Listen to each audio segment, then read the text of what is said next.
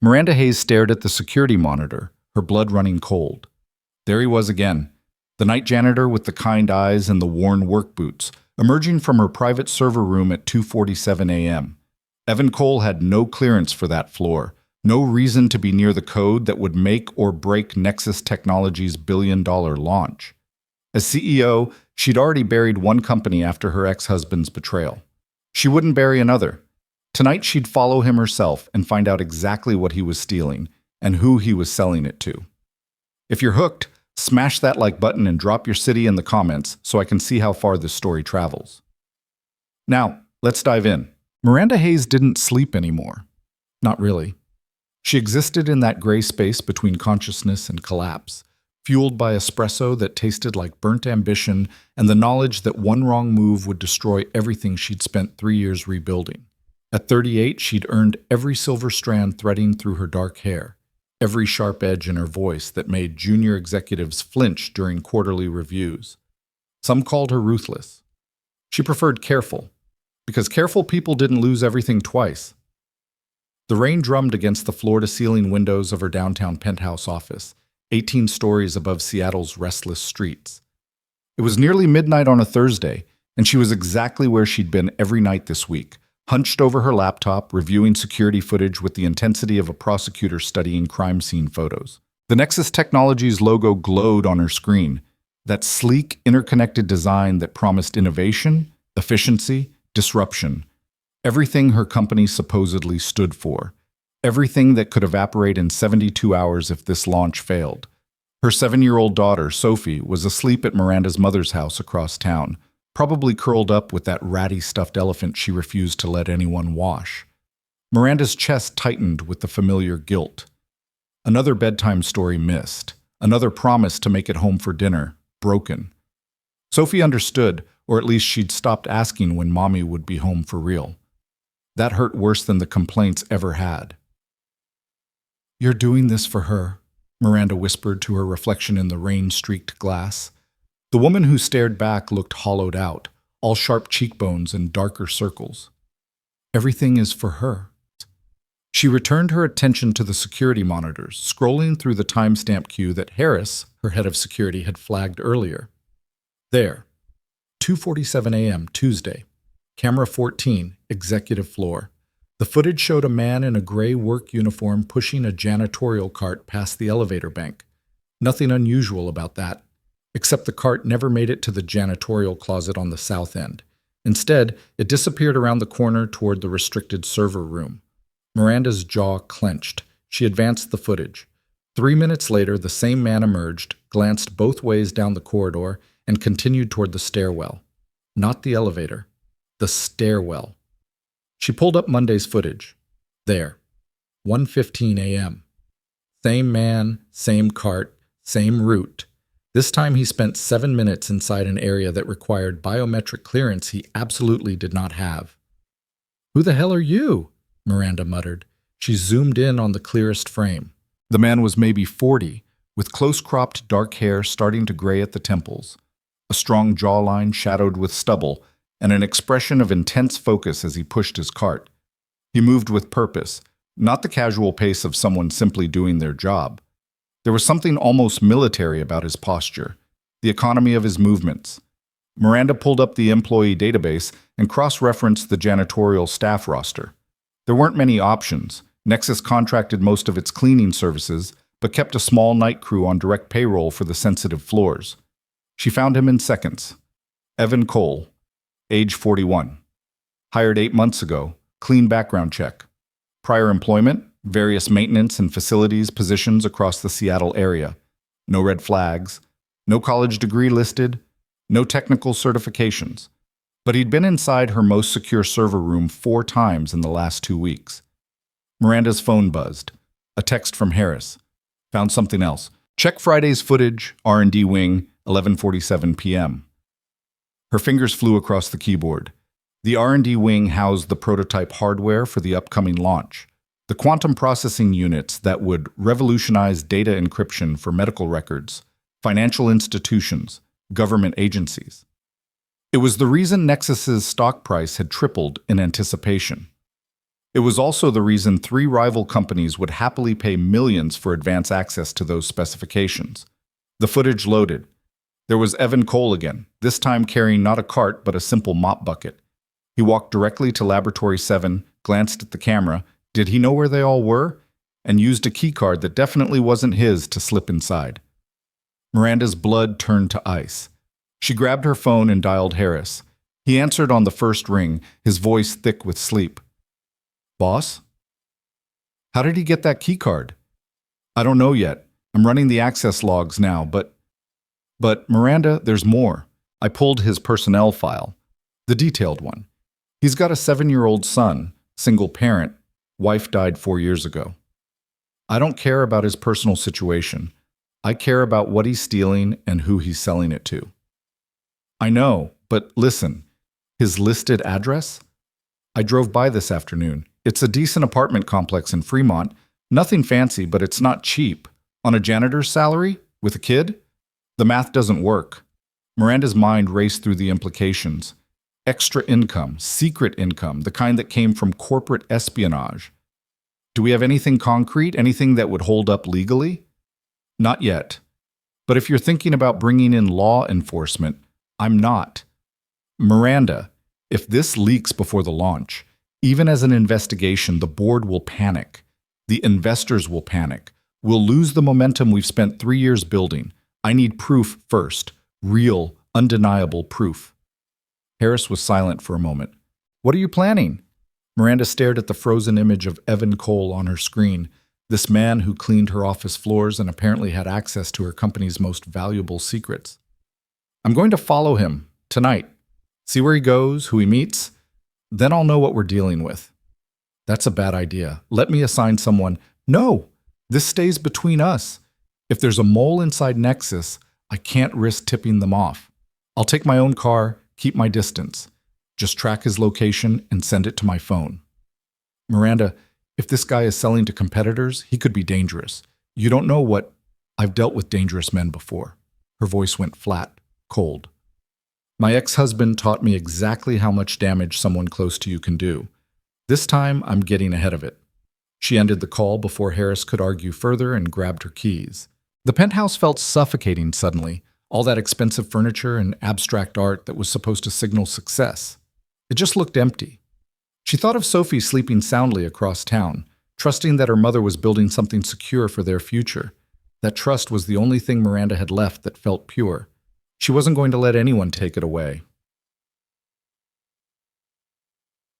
The Nexus Technologies building occupied an entire block of Seattle's tech corridor, all glass and steel and carefully cultivated greenery that suggested innovation growing wild. At 11:30 p.m., it looked like a glowing monument to productivity, lights still burning in half the windows despite the late hour. Miranda parked her black Mercedes SUV in the shadows across the street, far enough from the main entrance to avoid the reach of the security lights.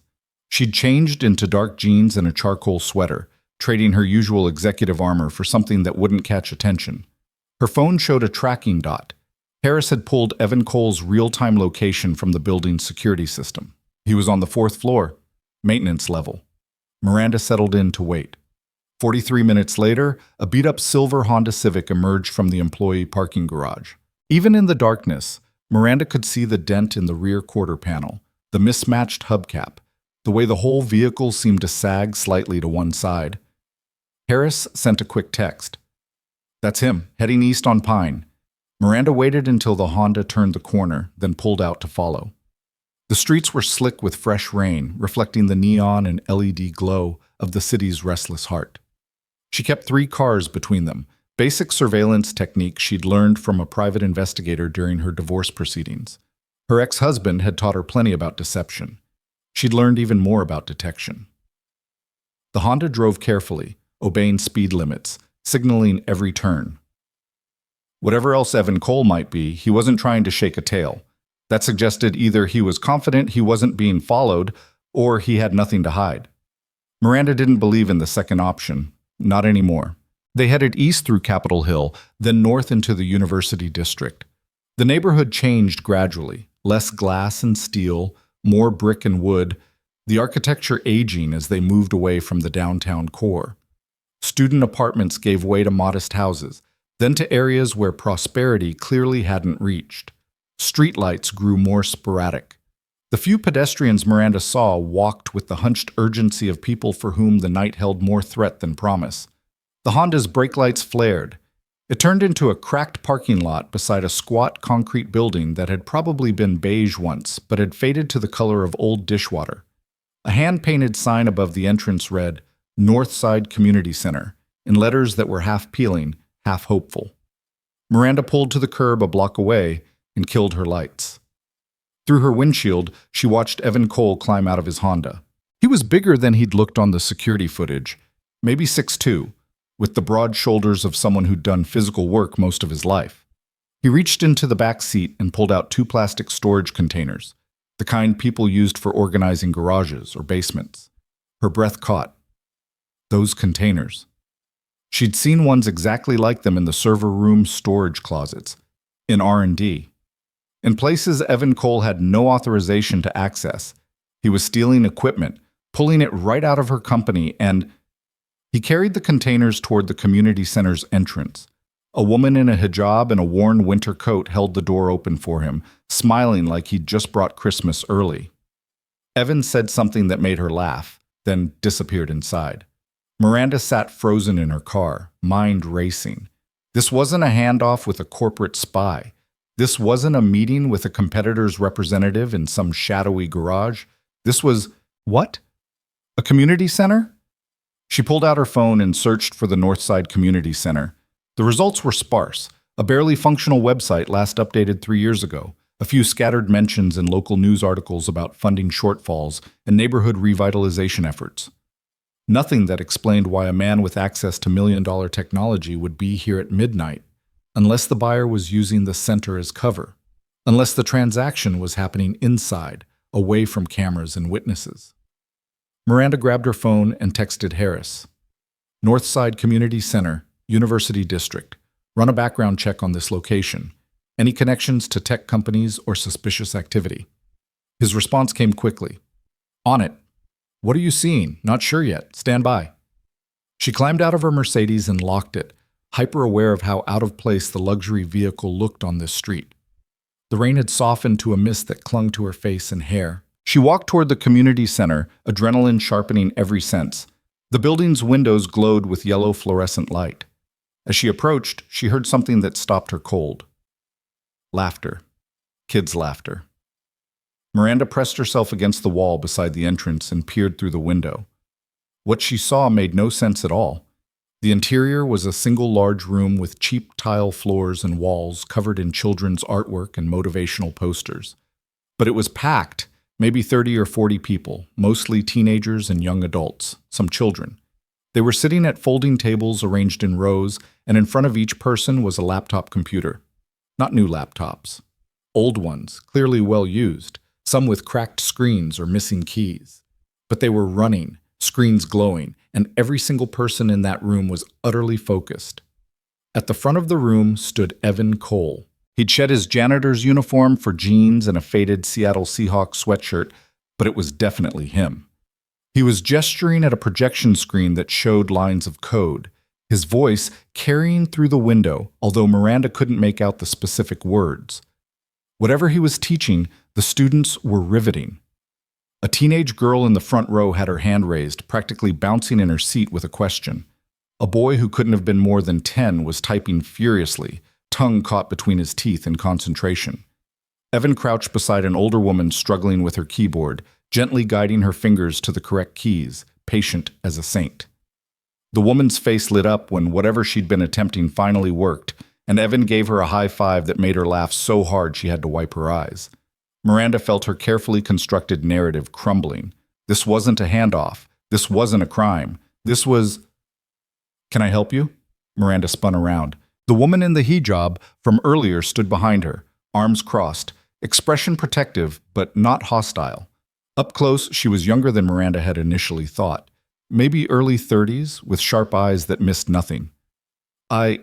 Miranda's mind went blank. She was a CEO who'd negotiated billion-dollar deals without breaking a sweat, but right now she couldn't string together a coherent lie. I I saw the lights. I didn't know what this place was. The woman's expression softened slightly. We're a coding class. Basic digital literacy, resume building, job skills. Evan volunteers 3 nights a week to teach. Are you interested in enrolling? Evan? The janitor? Something flickered across the woman's face. Surprise, maybe, or recognition. Among other things, I'm Amira Hassan. I run this center, or try to anyway. We're always looking for new students, and volunteers if you have any tech skills. Miranda's phone buzzed in her pocket, but she ignored it. How long has he been teaching here? About 6 months. He walked in one day with a box of old laptops he'd refurbished and asked if we needed a computer teacher.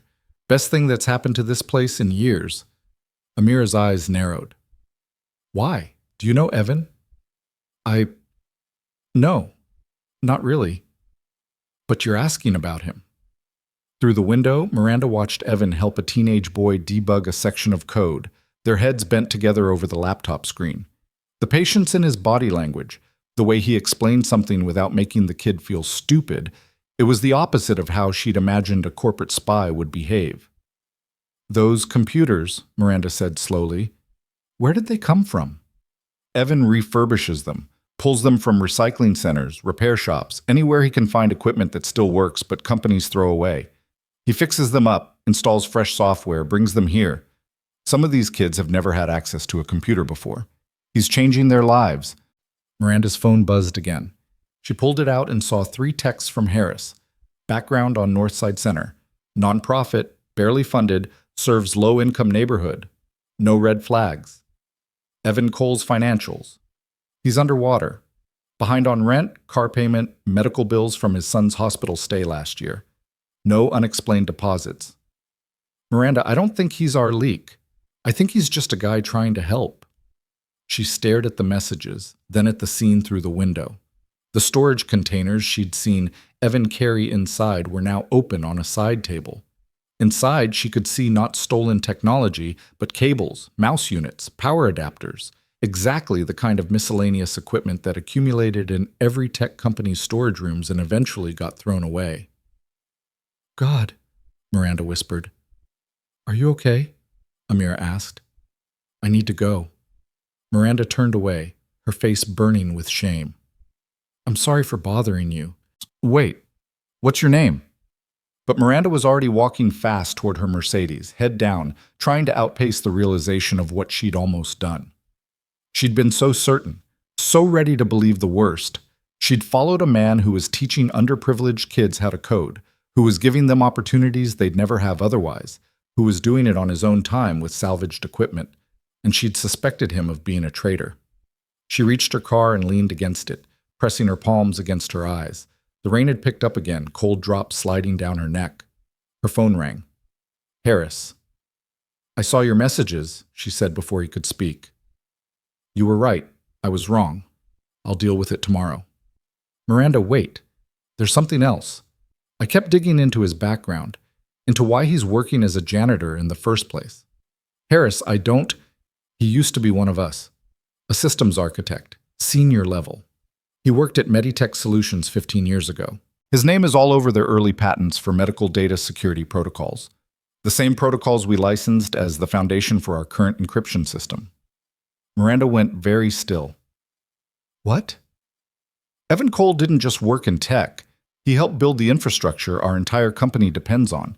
Then he disappeared from the industry. I can't find any record of him working in technology after 2017. It's like he just quit. People don't just quit that kind of career, not when they're that good. Exactly.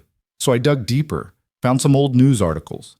In 2017, Meditech was rushing to launch a new patient data management system. Evan was the lead architect. He identified critical security flaws in the code, flaws that could have exposed patient records to hackers. He pushed to delay the launch to fix them. The executives overruled him. They launched anyway. Miranda felt a chill that had nothing to do with the rain. What happened? 6 months later, the system was breached. Thousands of patient records exposed, including HIV status, psychiatric diagnoses, substance abuse treatment history. The lawsuits destroyed Meditech, but before that happened, they needed a scapegoat. Guess who they blamed? Evan. They claimed he'd signed off on the faulty code, produced documentation with his digital signature that he swears was forged. He fought it, but they had better lawyers. By the time the dust settled, he was blacklisted in the industry. No tech company would touch him. His wife, she was a pediatric surgeon, couldn't handle the stress, filed for divorce. Then 6 months later, she was killed in a car accident, left him with a 4-year-old son and a reputation that made him unemployable in the only field he knew. Miranda's legs felt weak.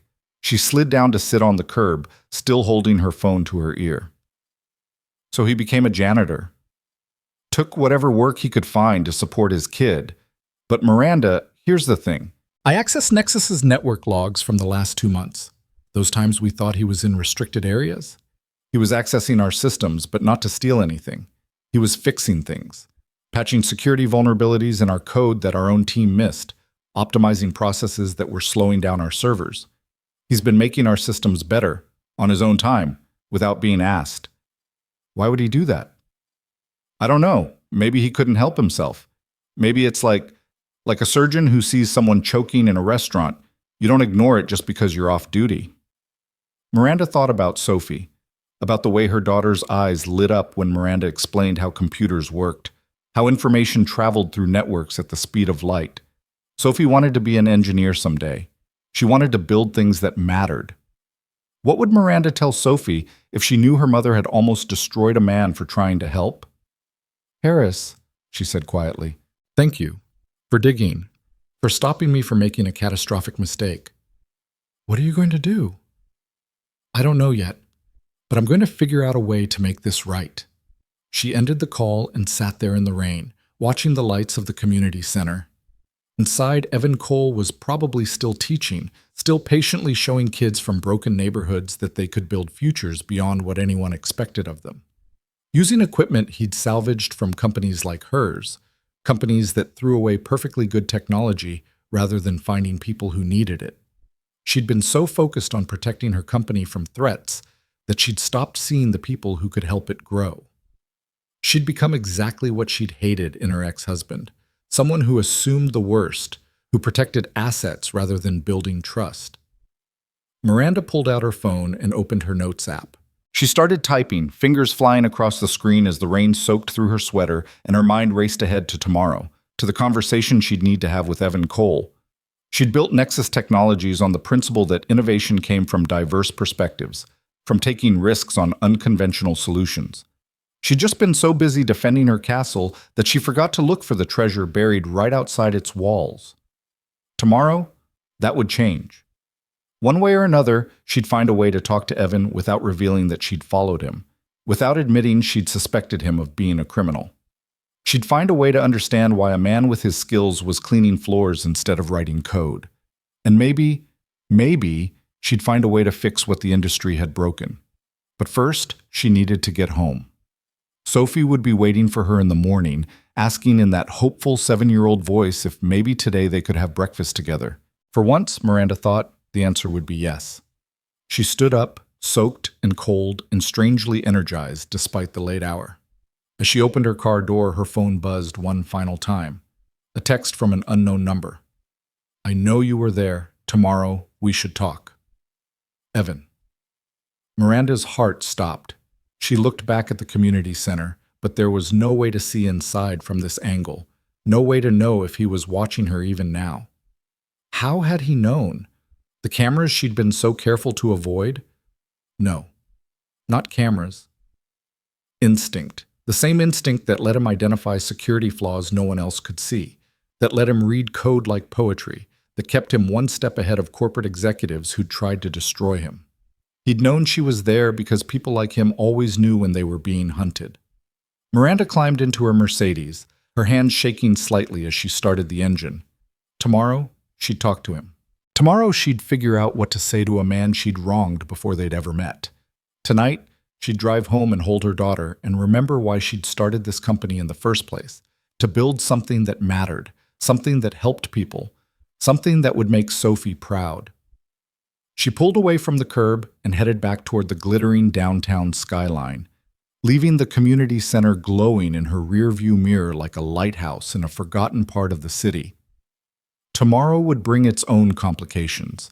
Tonight had brought something she hadn't expected, a reminder that the most valuable things were often found in places you weren't looking, carried by people you'd never thought to see. And as Miranda drove through the rain-slick streets of Seattle, she realized that for the first time in 3 years, she was actually looking forward to going to work in the morning. Because tomorrow, everything would change. Miranda didn't sleep that night. She sat at her kitchen table until dawn, Sophie's soft breathing audible through the baby monitor she probably didn't need anymore but couldn't bring herself to remove. The text from Evan Cole glowed on her phone screen like an accusation. "I know you were there. Tomorrow, we should talk." She'd typed and deleted 17 different responses before finally settling on, "My office." 8 a.m.? His reply came at 6:47 a.m., just as pale light started filtering through her kitchen blinds. "I have to drop my son at school." 9:30. "And not your office. The cafe across the street." Miranda stared at those words, analyzing the power dynamic in his choice. He wasn't coming to her territory. He was setting the terms. "Smart." She typed back, "Fine." Now, at 9:15, she sat in a corner booth at Grind Coffee, the trendy cafe that serviced the morning rush of Nexus employees with overpriced lattes and artisanal pastries. She'd chosen a table with a view of both entrances, old habits from her divorce lawyer's advice about always controlling the space. Her espresso sat untouched, going cold while she rehearsed opening lines in her head. "I owe you an apology. Too weak. I was doing my job as CEO. Too defensive. I know who you are, who you really are. Too aggressive." The bell above the door chimed. Evan Cole walked in, and Miranda's carefully prepared speeches evaporated. In the harsh morning light, he looked different than he had on the security footage or through the rain-streaked windows of the community center. Tired, yes. The lines around his eyes spoke of too many late nights and too much responsibility. But there was something else, a quiet dignity in the way he moved, like a man who'd survived being broken and decided to keep walking anyway. He spotted her immediately. Their eyes met, and Miranda felt something twist in her chest. Not fear exactly, but recognition. She knew that look. She'd seen it in her own mirror after the divorce finalized, after her ex-husband's lawyers had finished eviscerating her in court, after she'd rebuilt herself into someone harder and sharper and lonelier. Evan ordered black coffee at the counter, declined the barista's enthusiastic upselling, and walked to her table. He didn't ask permission to sit, just pulled out the chair and settled across from her, those dark eyes steady and unreadable. "Miss Hayes," he said. His voice was deeper than she'd expected, with a rough edge that suggested too much coffee and not enough rest. "You knew I was there last night." Not a question, an opening. "I saw your car, Mercedes SUV, black, parked in a spot with a clear sightline to the community center entrance. Either you were the world's worst car thief scoping an easy target, or someone was watching me." He took a sip of his coffee. "Given that you're the CEO of the company where I work, the second option seemed more likely." Miranda felt her cheeks heat. "I should explain. You thought I was stealing from Nexus." The bluntness of it stole her breath. Yes. The security footage showed you in restricted areas you had no authorization to access. What was I supposed to think? That maybe there was an explanation that didn't involve corporate espionage? His tone wasn't angry, exactly, just tired. Or were you too busy looking for betrayal to consider any other possibility? The words hit harder than Miranda expected. She set down her cup carefully, buying time. "You're right, I jumped to conclusions, but in my defense, I have reasons to be paranoid, suspicious, unable to trust anyone." Evan leaned back in his chair. "Yeah, I know all about that. Funny how getting destroyed by people you trusted will do that to you." Miranda's eyes narrowed. "You know I had you investigated. Harris isn't as subtle as he thinks. I've been watching security probes into my background for the last 48 hours. Took me about 10 minutes to figure out they were coming from Nexus's internal systems." He smiled, but there was no humor in it. "You want to know the irony? I've been doing the same thing, watching your company's security protocols, monitoring your network traffic, checking for vulnerabilities. The difference is, I was trying to help. Why? The question hung between them.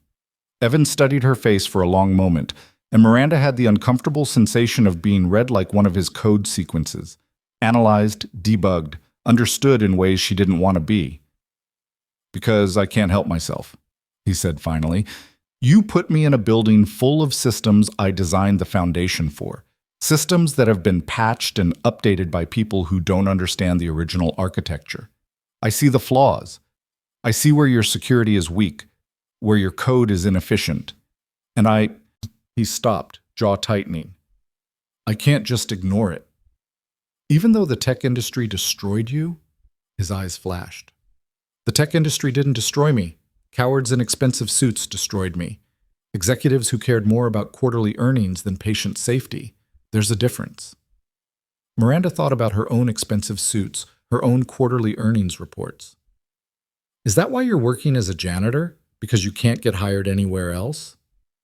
I'm working as a janitor because it pays my bills and lets me be there when my son gets home from school, because it's honest work that doesn't require me to compromise my ethics or watch people make dangerous decisions for profit. He paused. And because nobody looks at janitors. We're invisible, which means I can move through your building and fix the things your own engineers are too proud or too rushed to notice. The server room repairs, Miranda said slowly. The optimization protocols. That was you. Your quantum processing units were overheating because someone installed them without proper thermal regulation. Your encryption algorithms had a timing vulnerability that would have been exploited the second you went public. Your backup systems were configured in a way that would have failed catastrophically in an actual emergency. Evan's voice remained level, but intensity burned beneath it. I fixed them. All of them. On my own time, without being asked. Why? Miranda asked again, but this time the question meant something different. Because what you're building matters. Medical data encryption, financial security protocols, these aren't just products, they're protections. They're the walls that keep people's most vulnerable information safe. And I spent 4 years watching what happens when those walls fail. His hands tightened around his coffee cup. My wife was a pediatric surgeon. When our son was diagnosed with leukemia, she had to disclose it in her hospital's system. When Meditech got breached because they launched with flaws I'd warned them about, his medical records were exposed, published on the dark web. His diagnosis, his treatment protocols, everything. He was 3 years old. Miranda felt something crack inside her chest. Evan, do you know what it's like to explain to a toddler why strangers on the internet know he's sick? Why reporters showed up at our house asking for comments about the Meditech whistleblower's son? Evan's voice didn't rise, but the pain in it was visceral. My wife couldn't handle it. The stress, the lawsuits, watching me get blacklisted while the executives who made the actual decisions walked away with golden parachutes. She filed for divorce. 6 months later, she fell asleep at the wheel driving home from a 30-hour shift. Crashed into a concrete barrier on I-5. The cafe sounds faded. The hiss of the espresso machine. The chatter of customers. The clink of ceramic cups. Miranda heard only her own heartbeat and the rawness in Evan's words. I'm sorry, she whispered. I'm so sorry. I don't want your pity. Evan met her eyes. I want you to understand why I can't ignore bad code, why I can't walk past security flaws, why I spend my nights teaching kids in a community center that can barely afford electricity. Because I failed once. I couldn't stop executives from making a catastrophic mistake, and people suffered for it. My family suffered for it. I won't fail again. Miranda set her coffee down with shaking hands. The equipment you brought to the community center, the computers, the cables, you're salvaging them from Nexus. From your e-waste. The equipment you're legally required to recycle or dispose of properly. I'm pulling it before it goes to the dump, refurbishing it, giving it to people who need it. Is that stealing? Technically, maybe. Ethically? He shrugged. I sleep fine at night. How did you get the access codes, the key cards? A ghost of a smile crossed Evan's face. I designed the original security protocols your system is based on, remember? I know every backdoor, every override sequence, your biometric scanners. I installed fail-safes in the code 15 years ago for emergency maintenance. They're still there. Your engineers probably don't even know they exist. Miranda should have been angry, should have been calling security, calling lawyers, protecting her company. Instead, she found herself asking, "What's your son's name?" The question seemed to surprise him. "Tyler. He's 7, fully recovered, thanks to treatment that wouldn't have been possible without properly secured medical data systems. The irony isn't lost on me. My daughter's 7 too, Sophie. She wants to be an engineer when she grows up." "Does she?" "She's obsessed with how things work. Takes apart every toy I buy her just to see what's inside. Drives me crazy, but..." Miranda found herself smiling despite everything. She's brilliant, fearless, everything I wish I'd been at her age. Tyler's the opposite. Quiet, careful, loves books more than screens, which feels like betrayal given his father's career. Evan's expression softened. But he's kind. Thinks about other people's feelings before his own. After everything he's been through, he could have become bitter. Instead, he became gentle. They sat in silence for a moment, two single parents trading the currency of their children's characteristics like other people traded business cards. Miranda thought about Sophie's questions last week. "Why do you work so much, Mommy? Don't you like being home with me?" And the guilt that had kept her awake long after Sophie fell asleep. "I followed you last night because I was terrified," Miranda said quietly. "Not just of corporate espionage, of being betrayed again. My ex-husband was my CFO, spent 2 years embezzling from our first company while I was pregnant, and then building the business back after Sophie was born. By the time I discovered it, he'd hidden everything. The lawyers, the investigators, they found enough to prove he did it, but not enough to recover the money. He walked away with millions while I got Sophie and a mountain of debt." Evan's expression shifted. "That's why you started over. Why Nexus exists. I built this company from nothing. Mortgaged everything I owned, worked 100-hour weeks, missed every bedtime story and school play, because I needed to prove I could succeed without him, that I could build something secure." She laughed bitterly. "And then I spent last night ready to destroy you because I saw a janitor in the wrong hallway at the wrong time." "You saw a threat," Evan said. "Given your history, that's not paranoia, that's survival instinct." "No, I saw what I expected to see. I've been so focused on protecting Nexus from external threats that I stopped seeing the people inside it. People like you, who could help us be better." "I'm just a janitor, Ms. Hayes." "Stop calling yourself that. You're a systems architect who happens to clean floors. There's a difference." Evan studied her carefully. "What are you suggesting?" Miranda took a deep breath. This was the moment, the decision that would either salvage this disaster or make it exponentially worse.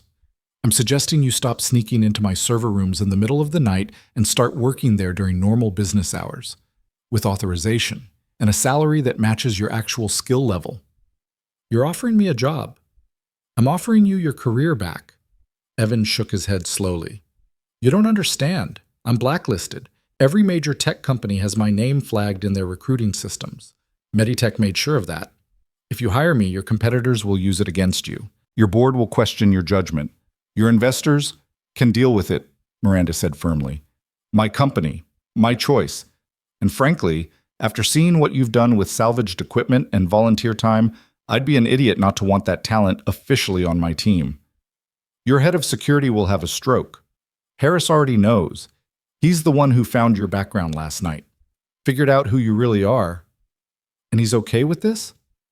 He thinks you've been doing his job better than he has, which is both impressive and slightly embarrassing for him." Miranda leaned forward. "Look, I'm not going to pretend this isn't complicated. You have every reason not to trust corporate executives. I have legitimate concerns about someone accessing restricted systems without authorization, regardless of intent. But what happened to you at Meditech was wrong. The industry failed you. And if I can't fix what they did, I can at least offer you a chance to do what you're clearly born to do." Evan was quiet for a long moment. "What about the community center? The kids I'm teaching?" "Keep doing it. Hell, I'll support it. Nexus can donate equipment, fund scholarships, create internship programs.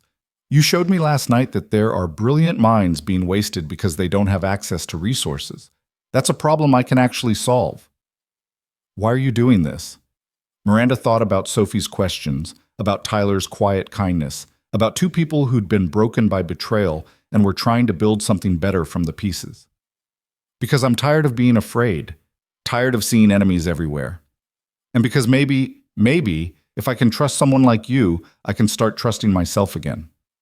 The cafe door opened, bringing a gust of cold air and a group of Nexus employees. They glanced at Miranda's table, did double takes recognizing their CEO, then quickly found seats on the opposite side of the room. Even here, she was isolated by her position. Always watched, never fully present. There's something else, Evan said. Something I need to tell you before you make this offer official. Miranda's stomach tightened. What? Your quantum processing units. The ones you're launching in 72 hours. They're brilliant, revolutionary. They're also going to fail catastrophically if you launch on schedule. The words hit like ice water. Excuse me? The thermal regulation I fixed? That was a band-aid. The real problem is deeper, in the core architecture. The units will work perfectly for about 6 months. Then the quantum processors will start degrading due to cumulative thermal stress. You'll see data corruption first, then complete system failures. By month 8, every unit you've sold will be bricking itself. Miranda's hands went cold. You're certain? I've spent the last month reverse engineering your prototypes during my night shifts, running simulations, stress testing the protocols. I'm certain. Evan pulled a flash drive from his pocket and set it on the table between them. This contains my full analysis, the failure projections, and 3 possible solutions. Each one requires delaying your launch by at least 60 days. 60 days? Miranda felt the words like a physical blow. The board will never approve it. Our investors are expecting a revolutionary product that works, not one that fails spectacularly and destroys your company's reputation. Evan's voice was gentle but firm. I know what it's like to watch executives prioritize schedule over safety. I watched it destroy Meditech. I watched it destroy my family. I won't watch it happen again. Miranda reached for the flash drive with trembling fingers. If you're right, if this data is accurate, we're looking at potential lawsuits, stock collapse, everything I've built. We'll survive, Evan said, if you delay the launch, fix the problems, and go to market with a product that actually works as promised. Companies recover from delays. They don't recover from catastrophic product failures. You could have kept this to yourself. Let us fail. After what the industry did to you, no one would blame you. Tyler would blame me. He's old enough now to understand what I do, what I'm teaching at the community center. How do I tell him that ethics matter, that doing the right thing matters if I watch a company make the same mistake that destroyed our family and say nothing? Miranda looked at this man, this janitor who wasn't really a janitor, this architect who'd been cast out and crawled back anyway, this father who was teaching his son that decency mattered more than revenge. She thought about Sophie, about the example she was setting with 100-hour work weeks and an empty house. If I delay this launch, the board might remove me as CEO, she said quietly. The investors might pull funding. Everything I've sacrificed for could fall apart. Yes. And you're telling me to do it anyway. I'm telling you that some failures are recoverable, others aren't. You get to choose which one you want to face. Miranda stood abruptly, the flash drive clutched in her hand. Come with me, right now. Evan blinked. Where? Nexus. I need my senior engineering team to see this data immediately. We have 72 hours to make a decision, and I'm not making it without every relevant expert in the room. Miranda, Ms. Hayes, they're going to recognize me. My name is still toxic in this industry. Good. Let them see what happens when the industry throws away talent. Let them see what we almost missed because we were too busy protecting our asses to notice brilliance in a janitor's uniform. She grabbed her coat. You wanted to help? Then help. No more sneaking around. No more fixing things in secret. Stand in front of my team and tell them what you told me. Evan stood slowly, uncertainty written across his face. You're sure about this? I'm not sure about anything, but I'm done making decisions based on fear. Miranda headed for the door, then paused and looked back. Are you coming or not? He followed. They walked across the street to Nexus Technologies in silence, the morning rush flowing around them like river water around stones. Miranda's mind raced through the implications, the board meeting she'd have to call, the investor calls, the media management. Everything she'd carefully built was about to be tested in ways she'd never anticipated. The lobby security guard looked up as they entered. "Good morning, Ms. Hayes." "Sir, I'll need to see your—" He stopped, recognizing Evan. "Oh, Evan, you're early today." "He's with me," Miranda said crisply. "Clear him for executive floor access." The guard's eyes widened. "The executive floor? Ma'am, I don't have authorization to— You do now. Make it happen." They rode the elevator in tense silence. Miranda could feel Evan's discomfort radiating like heat, the way his shoulders tightened as the floors climbed higher. She understood. The last time he'd been in a corporate executive suite, they'd been destroying his career. The doors opened on the 18th floor, where floor-to-ceiling windows overlooked Seattle's skyline and abstract art that cost more than Evan probably made in a year decorated the walls. Miranda's assistant, James, looked up from his desk and did a visible double-take at Evan's presence. "Clear my calendar for the rest of the day," Miranda told him. "Get Harris up here. Then I need Robert Chen from engineering, Priya Sharma from R&D, and David Wong from product development. Conference room A in 15 minutes. "All of them?" James's voice climbed an octave. "Ms. Hayes, Robert is presenting to the board at— Tell him the board meeting is postponed. This is more important." James's mouth opened, then closed. He'd worked for Miranda long enough to recognize when she was operating on instinct and adrenaline, the dangerous combination that either saved companies or destroyed them. "Yes, ma'am. Should I tell them what this is about?" "Tell them we're reviewing the launch timeline, nothing more." Miranda led Evan to her private office, that corner space with its ridiculous view and minimalist furniture that was supposed to project success. It felt hollow suddenly, all that careful image crafting. She thought about Evan's community center with its peeling paint and secondhand tables and realized which space felt more real. "You can still walk away," Evan said quietly. "Show that data to your team anonymously. Pretend you found it yourself. I don't need credit. I'm not protecting you. I'm protecting my company. And the only way to do that is with complete honesty about where this information came from and why we missed it ourselves." Miranda pulled up her email and started typing. "I'm sending a message to the board right now. Emergency meeting for tomorrow morning. They're going to lose their minds." "Miranda, I spent 3 years being afraid. Afraid of betrayal. Afraid of failure. Afraid that if I lowered my guard for even a second, everything would fall apart." She hit send and looked at him. "Last night, I followed you because I was certain you were destroying my company. Turns out you're the one trying to save it." Conference room A filled quickly. Harris arrived first, took one look at Evan, and nodded like he'd been expecting this. Then came Robert Chen, Nexus's chief engineer, a brilliant MIT graduate who'd been personally recruited by Miranda. His eyes widened when he saw Evan sitting at the conference table like he belonged there. "What's going on?" Robert asked Miranda, his gaze still fixed on Evan. "James said you were reviewing the launch timeline.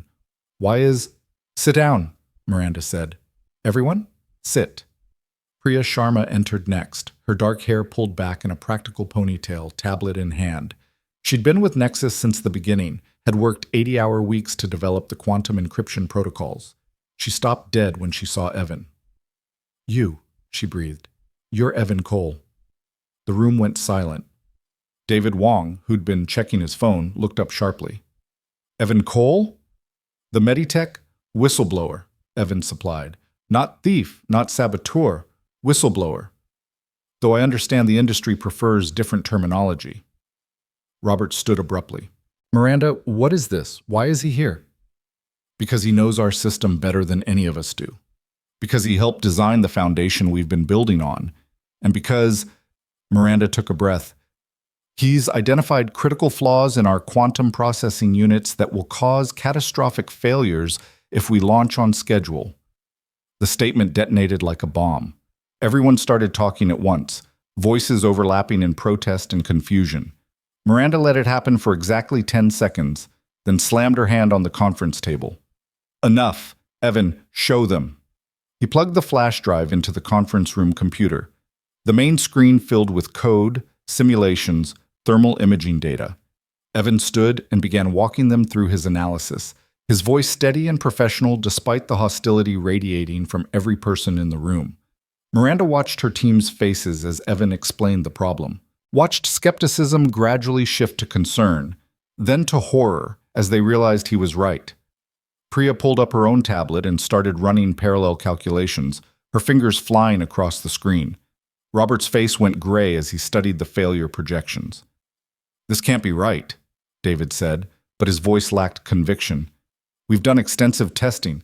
"You've done 6-month testing," Evan interrupted. "The degradation doesn't become critical until month 8. By then, every unit you've sold will be experiencing data corruption. By month 10, complete system failure." "How did we miss this?" Priya whispered. "Because you were focused on meeting a launch deadline," Evan said without judgment. "Because your testing protocols followed industry standards that assume certain baseline conditions. Because you didn't have someone who understood the original architecture well enough to see where the new implementations would fail." But Robert looked at Miranda, his expression stricken. "If he's right." "He is," Priya said quietly. She turned her tablet around, showing her calculations. "I just ran the numbers independently. He's absolutely right. We're sitting on a time bomb." The room fell silent except for the hum of the building's climate control. Miranda looked at each of her team members, seeing her own fear reflected in their faces. Everything they'd worked for, about to collapse. "We delay the launch," she said. 60 days, fix every problem Evans identified. Go to market with a product that works. "The board will never approve that," David said. "Our investors will have to trust that I know what I'm doing." Miranda's voice was steel. "I'd rather face angry investors than class action lawsuits from hospitals and banks whose data we corrupted." "And him?" Robert gestured at Evan. "What's his role in all this?" Miranda looked at Evan, at this man who'd lost everything and still cared enough to save a company that had never valued him. "He's our new senior systems architect, effective immediately." The protests erupted again, but Miranda cut through them. "This meeting is over. You have your assignments. Priya, work with Evan to develop the fixed protocols. Robert, start drafting the technical briefing for the board. David, you're with me. We need to prepare the investor communications. Harris, I need you to start documenting how Evan accessed our system so we can plug those security gaps." "Actually," Harris said, "I'd rather have him show us how he did it. Might learn something." Evan smiled slightly. "I'd be happy to. Your biometric systems have 17 different vulnerabilities I can think of off the top of my head." 17? Harris looked offended and impressed in equal measure. "Could be more. I stopped counting after the first dozen." As the team filed out, still muttering to each other, Priya lingered. She approached Evan cautiously, like he might bolt. "I read your original papers on medical data encryption, the ones you published before Meditech. They were brilliant." "Thank you. What they did to you was wrong. Everyone in the industry knows it, even if no one says it out loud." She held out her hand. "I'm glad you're here." Evan shook her hand, and Miranda saw something shift in his expression. Not quite trust, but the beginning of possibility. After everyone left, Miranda and Evan stood alone in the conference room. Through the windows, Seattle stretched out below them, all that frantic motion and desperate ambition. "I can't believe you just did that," Evan said. "I can't either." Miranda felt lightheaded, like she'd just stepped off a cliff and discovered she could fly. "Tomorrow, I have to convince my board not to fire me. But tonight, I'm going home to have dinner with my daughter for the first time in 2 weeks. She'll like that." "What about Tyler? Does he know what you do at Nexus?" "He knows I clean there. Doesn't know about the other part. I've been trying to protect him from the tech industry after what it did to our family." Miranda thought about Sophie's questions, about the distance she'd been putting between herself and everyone who might hurt her again. Maybe we've both been protecting our kids too much.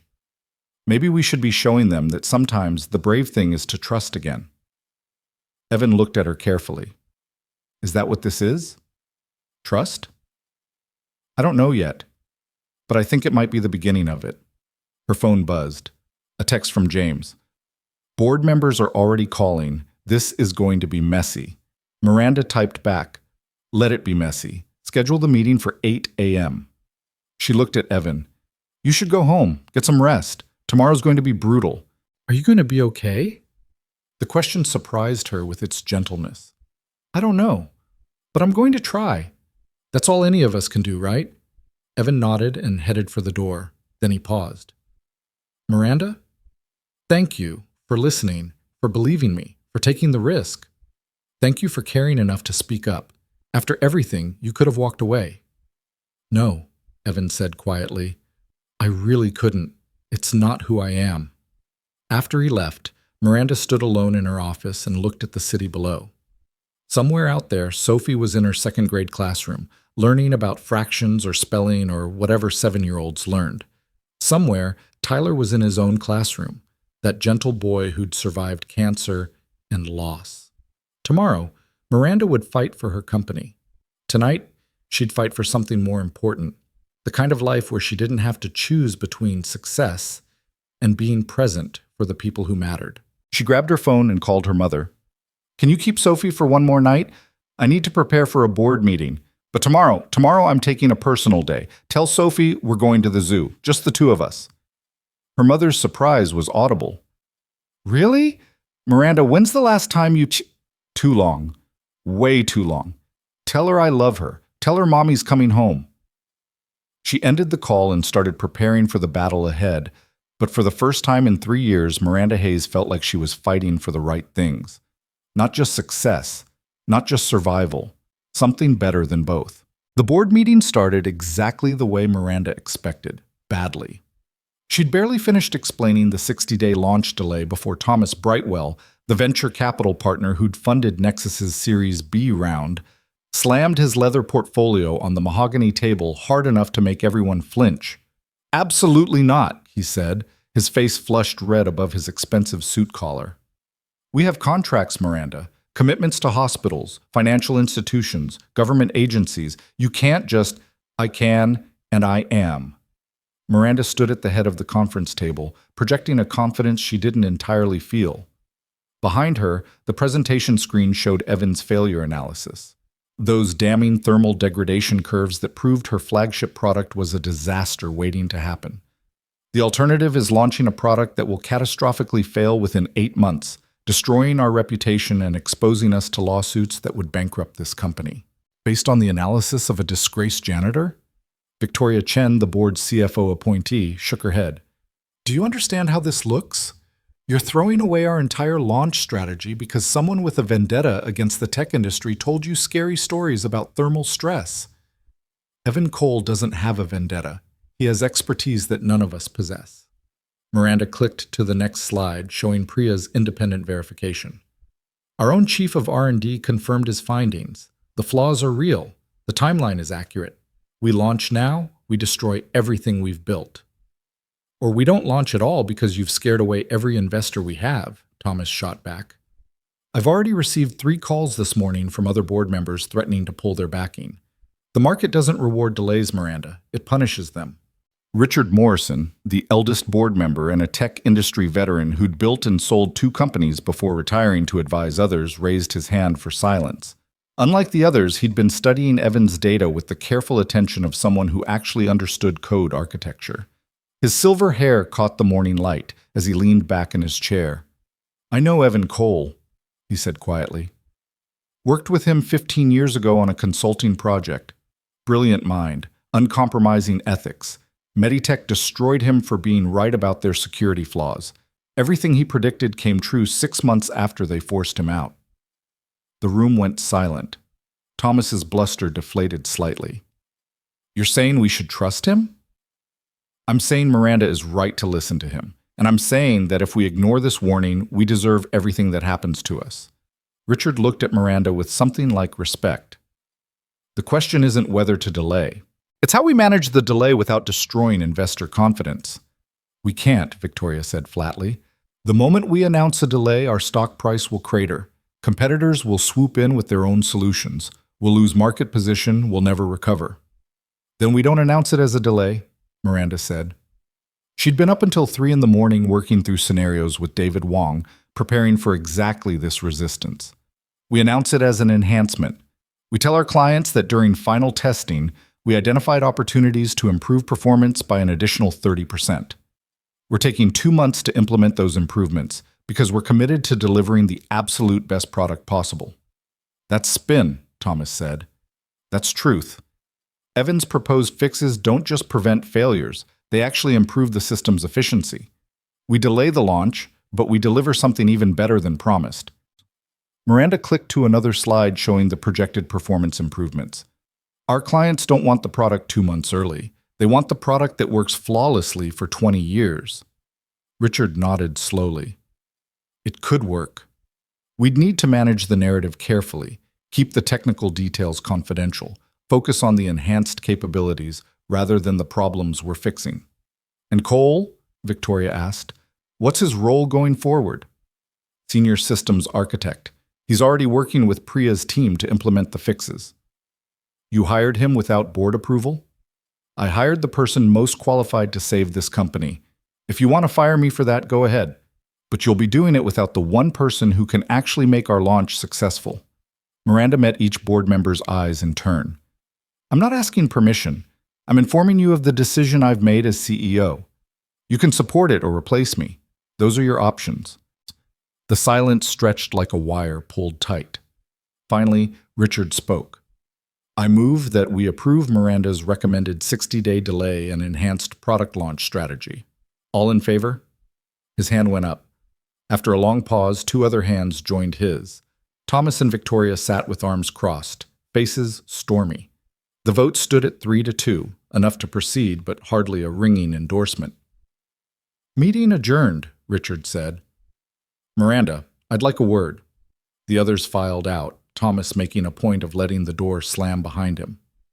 Richard remained seated, studying Miranda with those sharp eyes that had seen decades of corporate drama play out. You just burned a lot of political capital, he said. Thomas won't forget this. I know. Was it worth it? Miranda thought about Evan's story, about his son's medical records exposed because executives prioritize profits over security, about a wife who died under the crushing weight of consequences that should have fallen on the people actually responsible. Yes, it was worth it. Good. Richard stood and gathered his papers.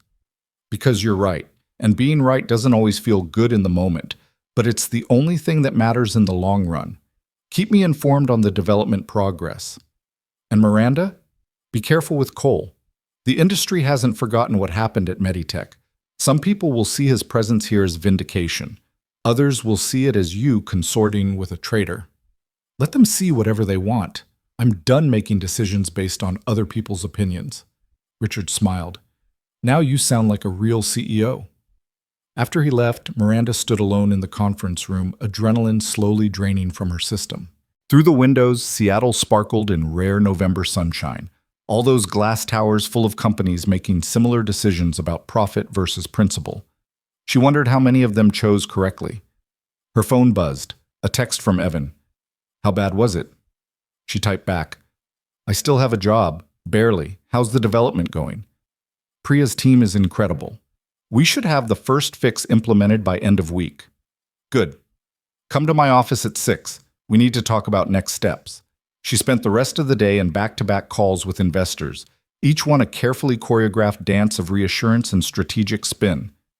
Yes, they were adjusting the timeline. No, there weren't problems, just opportunities for enhancement. Yes, she was confident in the team. No, she couldn't share technical details, but the results would speak for themselves. By 5:30, her voice was hoarse, and her head pounded with the tension headache that had become her constant companion.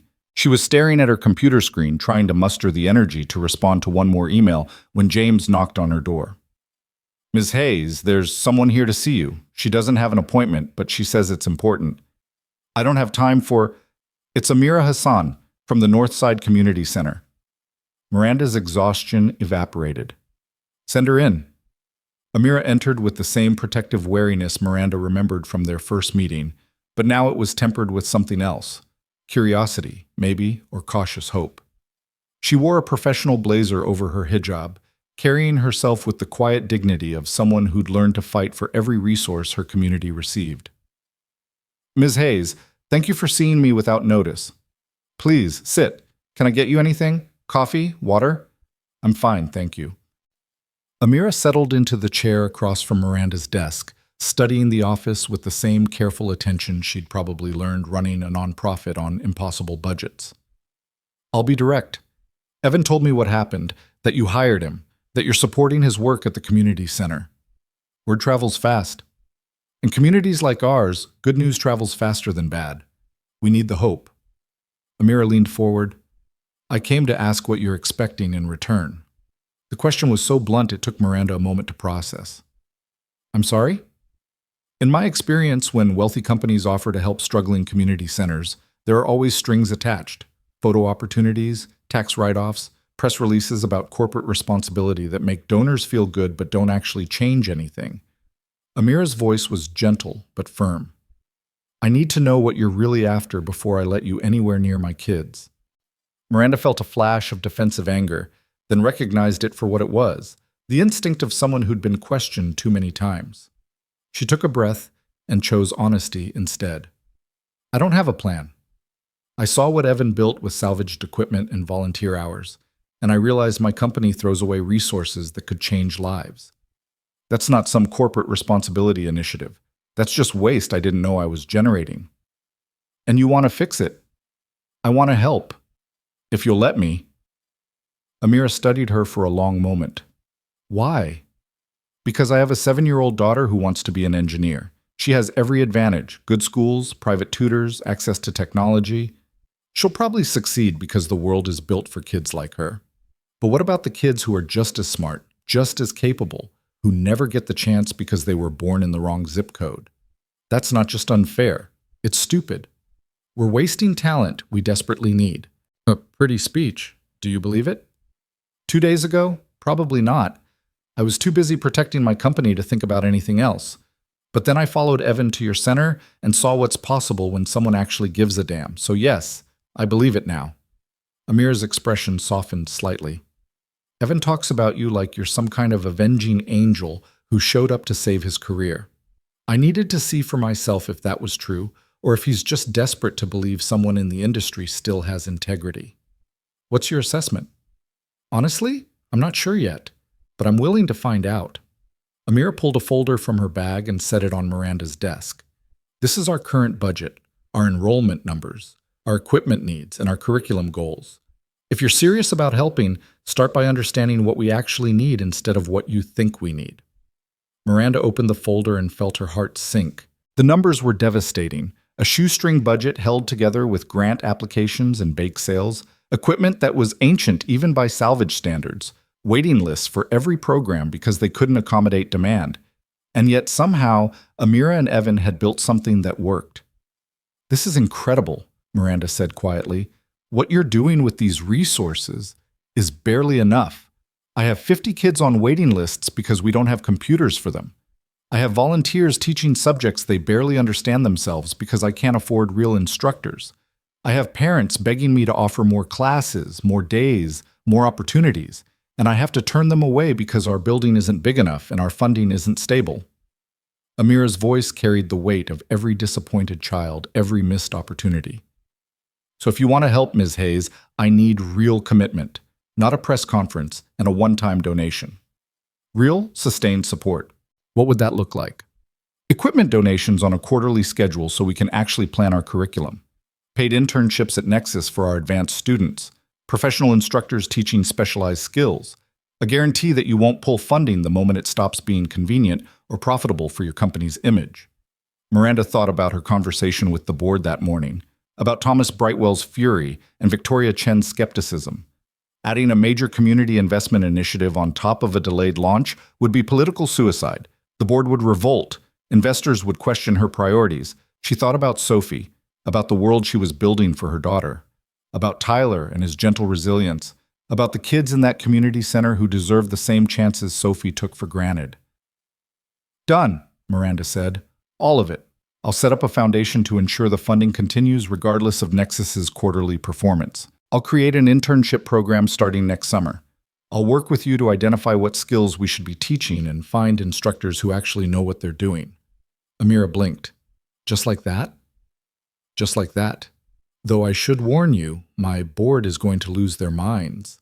I've already pushed them hard today. This might be the thing that gets me fired. And you're doing it anyway. My daughter asked me last week why I work so much. She wanted to know if I liked work more than I liked being with her. Miranda's throat tightened. I told her I was building something important, but I couldn't explain what made it important beyond profits and market share. Now I can. Amira stood and extended her hand. Then we have a deal, Ms. Hayes, but I'll be watching. The moment you turn this into a publicity stunt or start making decisions that hurt my community, I'll shut it down. Are we clear? Perfectly clear. And please, call me Miranda. We'll see. You have to earn first names in my world. But Amira smiled as she said it, the first genuinely warm expression Miranda had seen from her. After Amira left, Miranda sat staring at the community center's budget folder, feeling something shift in her chest. It wasn't quite peace. She was still exhausted, still facing a board that wanted her head, still navigating a product crisis that could destroy everything. But it was purpose. Real purpose. Beyond survival and revenge and proving she could succeed without her ex-husband. At exactly 6 o'clock, Evan knocked on her door. He'd cleaned up since the morning, fresh shirt, hair still damp from a shower, the permanent tiredness in his eyes fractionally lighter than before. Amira came to see you, he said without preamble. She did. She's protective of her community. I respect that. She called me after, said you committed to a full support program without negotiating, without demanding anything in return. She thinks you're either genuine or completely insane. Probably both. Miranda gestured for him to sit. I need to talk to you about something difficult. Evan's shoulders tensed. You're rescinding the job offer. What? No, the opposite actually, but I need you to understand what you're walking into. Miranda pulled up her email and turned the screen toward him. These are the messages I've received since the board meeting this morning. 17 emails from colleagues at other tech companies, former business partners, industry contacts, all of them expressing concern about my decision to hire you. Evan scanned the emails, his jaw tightening as he read. They're saying I'm a security risk, that I can't be trusted, that you're making a mistake that will cost you your reputation. That's the polite version. 3 of them explicitly threaten to end business relationships if you remain on staff. One suggested I get a psychological evaluation for making such a reckless decision. So you want me to step back, work unofficially. I understand. No. Miranda closed the laptop with more force than necessary. I want you to understand that keeping you on staff is going to cost me, politically, financially, professionally. And I want you to know I'm doing it anyway, because it's the right thing to do, and I'm done letting other people's fear dictate my decisions. Evan was quiet for a long moment. Why are you telling me this? Because you deserve to know what you're getting into. The industry blacklisted you once. They're going to try to do it again, and this time I'll be collateral damage. If you want to walk away, find a quieter position somewhere else, I'd understand. Would you? Miranda met his eyes.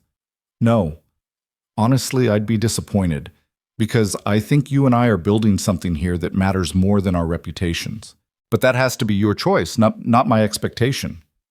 Evan stood and walked to the windows, looking out at the city as the sun began to set behind the Olympic Mountains. The light turned everything gold and amber, softening the hard edges of the downtown towers. When he spoke, his voice was barely above a whisper. After Meditech destroyed my career, I spent 2 years applying to every tech company in Seattle. Every single one rejected me without even granting an interview. I was toxic, unemployable. I had a 3-year-old son who'd just lost his mother, medical bills I couldn't pay, and a skill set that was worthless because no one would let me use it. Miranda waited, sensing he needed to say this without interruption. I took the janitor position at Nexus because it was the only job I could get in a building that held the kind of technology I used to create. Every night I'd clean offices where engineers younger than me discussed problems I could solve in my sleep. I'd empty trash cans full of discarded code printouts and want to scream because I could see the errors, the inefficiencies, the vulnerabilities. I was invisible to everyone except the other custodial staff, and some days that invisibility felt like drowning. He turned to face her. You're offering me a chance to breathe again, to be seen for what I can actually do instead of what lies were told about me. So no, I'm not walking away. Not even if the entire industry lines up to condemn us both. Miranda felt tears prick her eyes and blinked them back. Okay then, let's give them something to condemn. Priya says you've made more progress on the fixes in 2 days than her team made in 2 months. Priya's team is excellent. They just needed someone who understood the original architecture. Stop being modest. It's unbecoming. Miranda pulled up a project timeline on her screen. If we're going to hit the 60-day deadline, we need to completely restructure the development workflow. I want you leading the technical implementation. Priya will run project management, but you make the final calls on all architectural decisions. That's going to cause resentment. Her team has been working on this for 3 years. Her team nearly launched a catastrophically flawed product. I think they can handle a little wounded pride in exchange for actually succeeding. Miranda sent him the timeline. I'm also putting you in front of the investors next week. They need to hear directly from you why the delay is necessary and what improvements they can expect. Evan looked like she'd just asked him to jump off a bridge. Miranda, I can't. I'm not good at presentations. I'm an engineer, not a salesman. You taught coding to 40 people in a community center with salvaged equipment and made every single one of them believe they could build a future. You can handle a room full of investors. She softened her voice.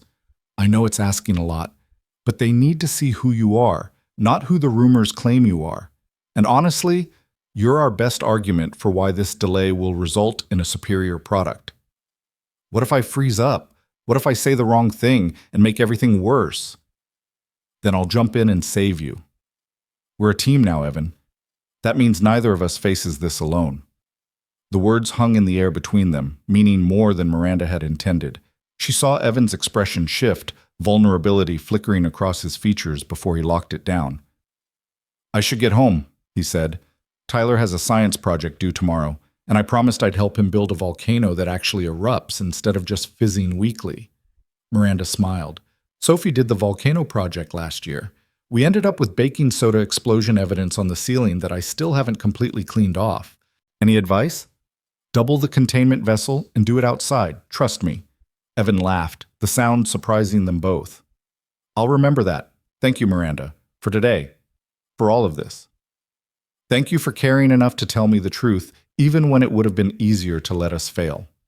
After he left, Miranda finished up a few emails, then grabbed her coat and headed home. For once, she'd actually make it in time for Sophie's bedtime. She was halfway to the parking garage when her phone rang. Harris. Tell me you have good news, she said. Define good. I've been monitoring network traffic like you asked, tracking any unusual access patterns. I found something. Miranda's stomach dropped. What? Someone's been probing our systems from the outside. Sophisticated attacks, testing our security protocols, looking for vulnerabilities. Started about a week ago, right around the time we announced the launch date publicly. Corporate espionage? Looks like it. They're good. Better than most. They haven't breached anything yet, but they're learning our systems, mapping our defenses. I'd say we have maybe 2 weeks before they find a way in. Can you trace them? Working on it. But Miranda, here's the weird part. The attack stopped 48 hours ago, right around the time you brought Evan onto the executive floor. Miranda's mind raced. You think he's involved? I think it's a hell of a coincidence. Either he's connected to these attacks, or someone's been watching him closely enough to know when his status changed at Nexus.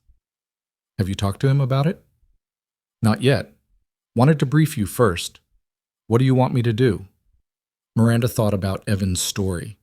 His son's medical records exposed, his wife's death, his years of invisibility and quiet competence. She thought about the look in his eyes when he'd said he wouldn't walk away even if the industry condemned them both. Keep monitoring the attacks, see if they resume. But don't confront Evan yet. If he's involved, we'll catch him. If he's not, I won't destroy the trust we're building based on suspicious timing. That's a risk. Everything about this situation is a risk. I'm choosing which ones to take. She ended the call and stood in the parking garage, car keys in hand, suddenly uncertain. Could she have been wrong about Evan? Could he be playing a longer game, earning her trust while undermining her company from within? No. She'd seen his face when he talked about Tyler, heard the pain when he described watching his family destroyed. That wasn't acting. That was a man who'd been broken and was trying to protect others from the same fate. But doubt was insidious. It crept in through cracks she thought she'd sealed, whispered questions she didn't want to ask. She'd trusted her ex-husband too, believed in his loyalty right up until the moment the forensic accountants proved she'd been blind. Miranda got into her car and started driving, but instead of heading home, she found herself turning toward Fremont, toward the address Harris had flagged as Evan's apartment. She needed to see him in his natural environment, needed to confirm that everything he'd told her was real. The apartment complex was modest but well-maintained, the kind of place where young professionals and small families lived paycheck to paycheck, but still managed to keep their dignity intact. Miranda parked across the street and sat watching the building, feeling like a stalker. What was she doing? What did she expect to find? Movement caught her eye. Evan emerged from the building's entrance with Tyler beside him, a small boy with Evan's dark hair and his mother's delicate features, carrying a poster board that was clearly the science project. They walked to Evan's beat-up Honda, and Miranda watched as Evan carefully helped Tyler secure the poster board in the back seat, making sure it wouldn't get damaged during the drive. Then Tyler said something that made Evan laugh, and Evan ruffled the boy's hair with such obvious affection that Miranda felt her chest tighten. This was real. The love, the normalcy, the careful way Evan balanced being a father with being a survivor of corporate warfare. You couldn't fake that. She started her car and drove away before they could notice her, feeling guilty for doubting and grateful for the confirmation. Whatever was happening with the security breaches, Evan wasn't behind it. She'd bet everything she'd built on that certainty. Miranda made it home by 8:30. Her mother answered the door with Sophie in her arms, the girl's eyes fighting sleep but lighting up when she saw Miranda. "Mommy, Grandma said you might come home tonight, but I didn't believe her because you never come home before bedtime anymore." The words were innocent, but they cut like knives. Miranda took Sophie from her mother's arms and held her tight, breathing in the scent of children's shampoo and the grape juice Sophie loved. "I know, baby. I'm sorry. But things are going to change now, okay? Mommy's going to be home more." "Really, truly?" "Really, truly. In fact, tomorrow you and I are going to the zoo. Just us." Sophie pulled back to look at her with suspicious hope. "Tomorrow's a school day." "I'm taking the day off. We both are. We're going to see the tigers and the elephants and eat overpriced ice cream." "Is this for real, or are you just saying it?" Miranda kissed her daughter's forehead. "It's for real. I promise." After Sophie finally fell asleep in her own bed, Miranda's mother made tea and they sat in the kitchen like they had when Miranda was young and overwhelmed by high school drama that felt world-ending. "You look different," her mother said. "Exhausted still, but different somehow. I hired someone this week, someone the industry says I shouldn't trust." "Are they right?" "No, but I spent tonight doubting myself anyway because trusting people hasn't worked out well for me lately." Her mother reached across the table and took Miranda's hand. "Your ex-husband was a con artist who targeted your trust deliberately. That doesn't mean everyone is. Sometimes people are exactly who they appear to be, broken, trying, deserving of a chance." "When did you get so wise?" "Around the same time I watched my daughter rebuild her life from nothing while raising a child alone." "You've earned the right to take risks, Miranda. You've earned the right to believe in people again." Miranda squeezed her mother's hand and thought about Evan, about the community center, about the choice she'd made to delay the launch, and damn the consequences. Her mother was right. She'd been playing defense for so long she'd forgotten how to build anything that wasn't a wall. Tomorrow, she'd take Sophie to the zoo. Next week, she'd put Evan in front of the investors and dare them to see past the lies they'd been told. Next month, she'd launch a product that actually worked, built by a team that understood the difference between moving fast and moving carefully. And somewhere in all of that, maybe she'd figure out how to be more than just a CEO, more than just a survivor, more than just someone who'd learned not to trust. Maybe she'd figure out how to be someone who built things that mattered with people who believed in the same values. Someone Sophie would be proud of when she was old enough to understand what her mother had chosen to fight for. It wouldn't be easy. The board was already turning against her. Investors were nervous. The industry was watching, waiting for her to fail so they could say they'd been right about Evan Cole all along. But for the first time in 3 years, Miranda Hayes felt like she was fighting the right battles. And win or lose, that had to count for something. The zoo day with Sophie turned out to be exactly what Miranda needed. 6 hours of her daughter's endless questions about why elephants had trunks and whether penguins ever got cold, punctuated by sticky fingers from cotton candy and a minor meltdown when the tigers were sleeping instead of prowling. Normal problems. Human problems. The kind that had nothing to do with board meetings or product launches or men who'd been destroyed by an industry that should have protected them. But reality crashed back the moment Miranda checked her phone during Sophie's bathroom break. 17 missed calls, 43 emails, 3 urgent texts from Harris that made her blood run cold. They're back. The attacks. More aggressive than before. Evans in the building showed up at midnight last night. Security footage shows him accessing systems he shouldn't have clearance for. Miranda, we need to talk. Now. Her hand shook as she typed back. On my way. Give me an hour. Sophie emerged from the bathroom, face glowing with happiness. Mommy, can we see the gorillas now? Please? Miranda crouched down to her daughter's level, forcing her voice steady. I'm so sorry, sweetie. Mommy has to go to work for a little while. Grandma's going to come pick you up and you can finish the zoo with her, okay? The light in Sophie's eyes dimmed. But you promised. You said today was just for us. I know I did. And I'm so sorry, but something important came up and you always have to go to work. You always break your promises. Sophie's voice rose, drawing looks from other parents. I hate Nexus. I hate your stupid job. The words hit harder than any board criticism ever had. Miranda pulled Sophie into a hug despite the girl's resistance. You're right. I keep breaking promises and that's not fair to you. But I'm trying to fix something really important right now, something that affects a lot of people. Can you be patient with me just a little longer? No, I want you to stay. Sophie was crying now, hot tears soaking into Miranda's shirt. Why is work always more important than me? Miranda held her daughter and had no good answer. Because the truth was complicated. She was trying to build something secure for Sophie's future, trying to prove she could succeed, trying to help people like Evan who'd been crushed by the same system that had nearly destroyed her. But 7-year-olds didn't understand noble motivations. They understood presence and absence, promises kept and promises broken. I love you more than anything in the world, Miranda whispered, and I'm going to do better. I promise. You always promise. Her mother arrived 20 minutes later, reading the situation instantly. She took Sophie's hand and gave Miranda a look that said, fix this, whatever it is, and then come home and be a mother.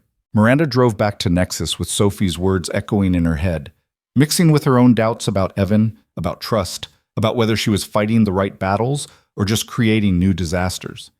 Harris met her in the lobby, his usually calm demeanor cracked with tension. Conference room C. I've got everything pulled up. The security footage was damning. There was Evan at 11:47 p.m. using a keycard that should have been deactivated, accessing the server room that housed their most sensitive development code. He stayed for 47 minutes. When he emerged, he was carrying a laptop that wasn't his standard equipment. Where's he now? Miranda asked. R&D lab. Been there since 6 this morning, working with Priya's team. Acting like nothing happened. Have you confronted him? Waiting for you. I also traced the cyber attacks. They're coming from a server network in Eastern Europe, routing through multiple proxies, professional operation. The kind that costs serious money. Miranda watched the footage loop, Evan's face clearly visible as he glanced at the security camera. He knew they'd see this. He'd look directly at the lens like he wanted them to know. Why would he be so obvious if he was actually stealing? Unless he wasn't stealing. Unless he was doing exactly what he'd done before, fixing things that were broken. Pull up our network logs from last night, Miranda said. Show me what systems he accessed. Harris typed rapidly, pulling up strings of code and access timestamps. He was in the encryption protocols, the backup systems, the user authentication frameworks, all core infrastructure. If he was installing backdoors or extracting proprietary code, these are exactly the systems he'd target. Or the systems he'd need to access to reinforce security against external attacks. Miranda leaned closer to the screen. What did he actually do while he was logged in? That's the thing. I can see what systems he touched, but not what changes he made. He covered his tracks perfectly. Or there are no tracks to cover because he wasn't doing anything wrong. Miranda straightened. I'm going to talk to him. Alone. Miranda, that's not smart. If he's working with the attackers, then I'll deal with it. but I'm not destroying him based on suspicious timing and security footage. I did that once already, and I was wrong. She found Evan in R&D Lab 3, surrounded by 3 monitors showing cascading code, while Priya stood behind him pointing at something on the center screen. They were deep in technical discussion, voices overlapping with the rapid-fire intensity of engineers solving complex problems. Neither noticed Miranda standing in the doorway. "That subroutine there," Priya was saying. "If we optimize the loop structure, we could reduce processing time by another 8%. Not without introducing a potential race condition in the thread management. Evan's fingers flew across the keyboard, pulling up a different section of code. But if we restructure the memory allocation here and here, we get the same speed improvement without the vulnerability. You're right. How did you see that so fast? Pattern recognition. Once you've debugged enough systems, you start recognizing the signatures of where problems hide. Evan glanced up and finally noticed Miranda. Something flickered across his face, not guilt, exactly, but wariness. "Miranda, I wasn't expecting you today. Can we talk, privately?" Priya looked between them, reading the tension. "I'll give you two some space. Evan, send me that restructuring when you're done. I want to run it past the rest of the team." After she left, Evan saved his work and turned to face Miranda fully. "This is about last night. I saw the cameras. I knew you'd have questions. You accessed restricted systems at midnight without authorization. Again. After I specifically hired you to work during normal business hours through proper channels." Miranda kept her voice level. "Help me understand why I shouldn't fire you right now." "Because someone is trying to breach our systems, and I was reinforcing our defenses." Evan pulled up a file on his laptop and turned it toward her. "Look at this. Coordinated attack attempts, probing for vulnerabilities in our user authentication protocols. They're sophisticated, changing their approach every few hours to avoid pattern detection. I spent last night implementing additional security layers that make it exponentially harder for them to find a way in." Miranda studied the data, her tech background enough to recognize what she was seeing. "Why not just tell Harris? Tell me? Why go behind everyone's back?" "Because the attacks were escalating, and we were running out of time. Because your security team, as competent as they are, doesn't understand the architecture well enough to see where the real vulnerabilities are. Because I've spent 15 years watching companies prioritize process over protection, and I won't watch Nexus fall because we scheduled a meeting instead of fixing the problem. That's not how teams work, Evan. That's not how trust works." "Trust?" His voice sharpened. "You want to talk about trust? Harris has been monitoring my every move since you hired me. I've seen the security probes, the background checks, the way he watches me like I'm about to steal the silverware. You said we were building something together, but your head of security treats me like a criminal on parole. Can you blame him? You keep accessing systems without permission, showing up at midnight, working in the shadows. What else is he supposed to think? That maybe I'm trying to save your company from the same fate that destroyed Meditech? That maybe I know what I'm doing and you could trust me to do it?" Evan stood, frustration radiating from him. "I told you who I am. I showed you my life, my son, my work at the community center. What more do I need to do to prove I'm not the villain everyone wants me to be?" Miranda felt the weight of Sophie's words from earlier. You always break your promises. Colliding with her fear of being betrayed again. Everyone wanted something from her. Everyone had an angle. How was she supposed to know who to trust? "Show me what you did," she said quietly. "Walk me through every system you accessed, every change you made. Prove to me that you were protecting us and not stealing from us." The hurt that flashed across Evan's face made her chest ache, but he nodded and pulled up his work logs. For the next hour, he walked her through every security enhancement, every vulnerability he'd patched, every backdoor he'd sealed against the external attacks. His explanations were thorough, technical, and completely transparent. If he was lying, he was the best liar Miranda had ever encountered. "The attacks stopped 3 hours after I implemented these changes," Evan finished. "They're either regrouping or they've moved on to an easier target. Either way, we bought ourselves time." Miranda sank into a chair, exhaustion crushing down on her. "I want to believe you, but Evan, you have to understand what this looks like from my perspective. I've been burned before by someone I trusted completely, someone who had access to everything and used it to destroy me. The patterns are too similar. I'm not your ex-husband." I know that rationally, but emotionally, I'm terrified. Every time you access systems without permission, every time you work in secret, my brain screams that I'm being betrayed again. She met his eyes. I need you to work within the structure. Talk to Harris before you access restricted systems. Document your work. Let people know what you're doing instead of operating like a lone wolf. Can you do that? Evan was quiet for a long moment. That's hard for me. I've spent 4 years being invisible, fixing things quietly because it was the only way I could contribute. You're asking me to be seen, to trust that people won't use my openness against me. I know, and you're asking me to trust that you won't betray me. We're both terrified of the same thing, being destroyed by someone we let get close. So maybe we need to figure out how to be scared together instead of letting fear keep us apart. The words hung between them, meaning more than just professional collaboration. Miranda saw the moment Evan recognized it too, the way his expression shifted from defensive to vulnerable. My wife used to say I had a savior complex, he said quietly, that I couldn't see a problem without needing to fix it immediately. It drove her crazy, especially toward the end when I was fighting Meditech, and she needed me to just stop, to walk away, to protect our family instead of trying to protect everyone else. His voice cracked. She was right. My need to fix things cost me my marriage and indirectly cost her life. And I still can't stop doing it. That's not a flaw, Evan. That's who you are. You see vulnerabilities in systems and security protocols, in community centers that need equipment, and you can't walk past them. That's not a savior complex. That's integrity. It feels like a curse sometimes, like I'm hardwired to sacrifice my own peace for problems that aren't even mine to solve. Miranda thought about Sophie crying at the zoo, about missing bedtime stories and school plays, about building a company at the expense of being present for the person who mattered most. I understand that better than you know.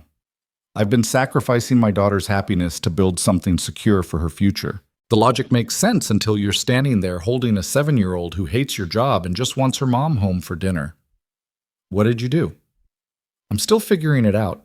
But I think maybe the answer isn't choosing between responsibility and presence. It's finding ways to meet both needs without destroying ourselves in the process. She stood. Come with me. We're going to talk to Harris together. You're going to explain what you did last night, show him the security improvements, and then you're going to promise him you'll communicate before going rogue again. He's not going to trust me. Probably not immediately. But trust is built through repeated actions, not grand gestures. You show up, you communicate, you prove over time that you're reliable. Eventually, people start believing. They found Harris in his office, surrounded by monitors showing security camera feeds and network traffic logs. He looked up as they entered, his expression guarded.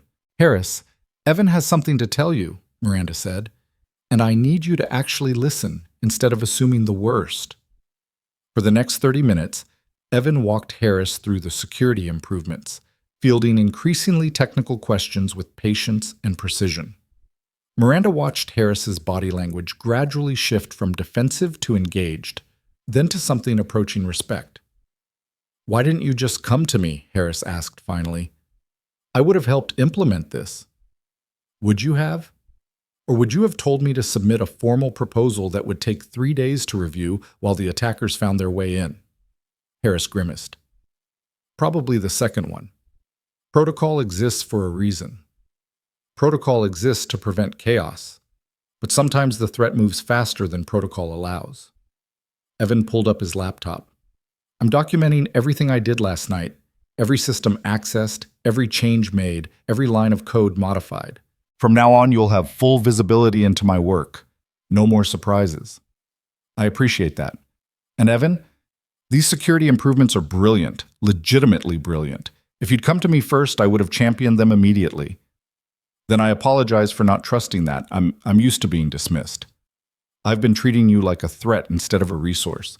That's on me. Harris extended his hand. Clean slate? Evan shook it. Clean slate. After they left Harris's office, Miranda walked with Evan toward the elevator. The afternoon sun streamed through the building's glass walls, painting everything in warm gold light. Nexus employees bustled past, caught up in their own urgent tasks, barely noticing the CEO and the former janitor moving through their space. Thank you, Evan said, for believing me, for not firing me. Thank you for being patient while I work through my trust issues.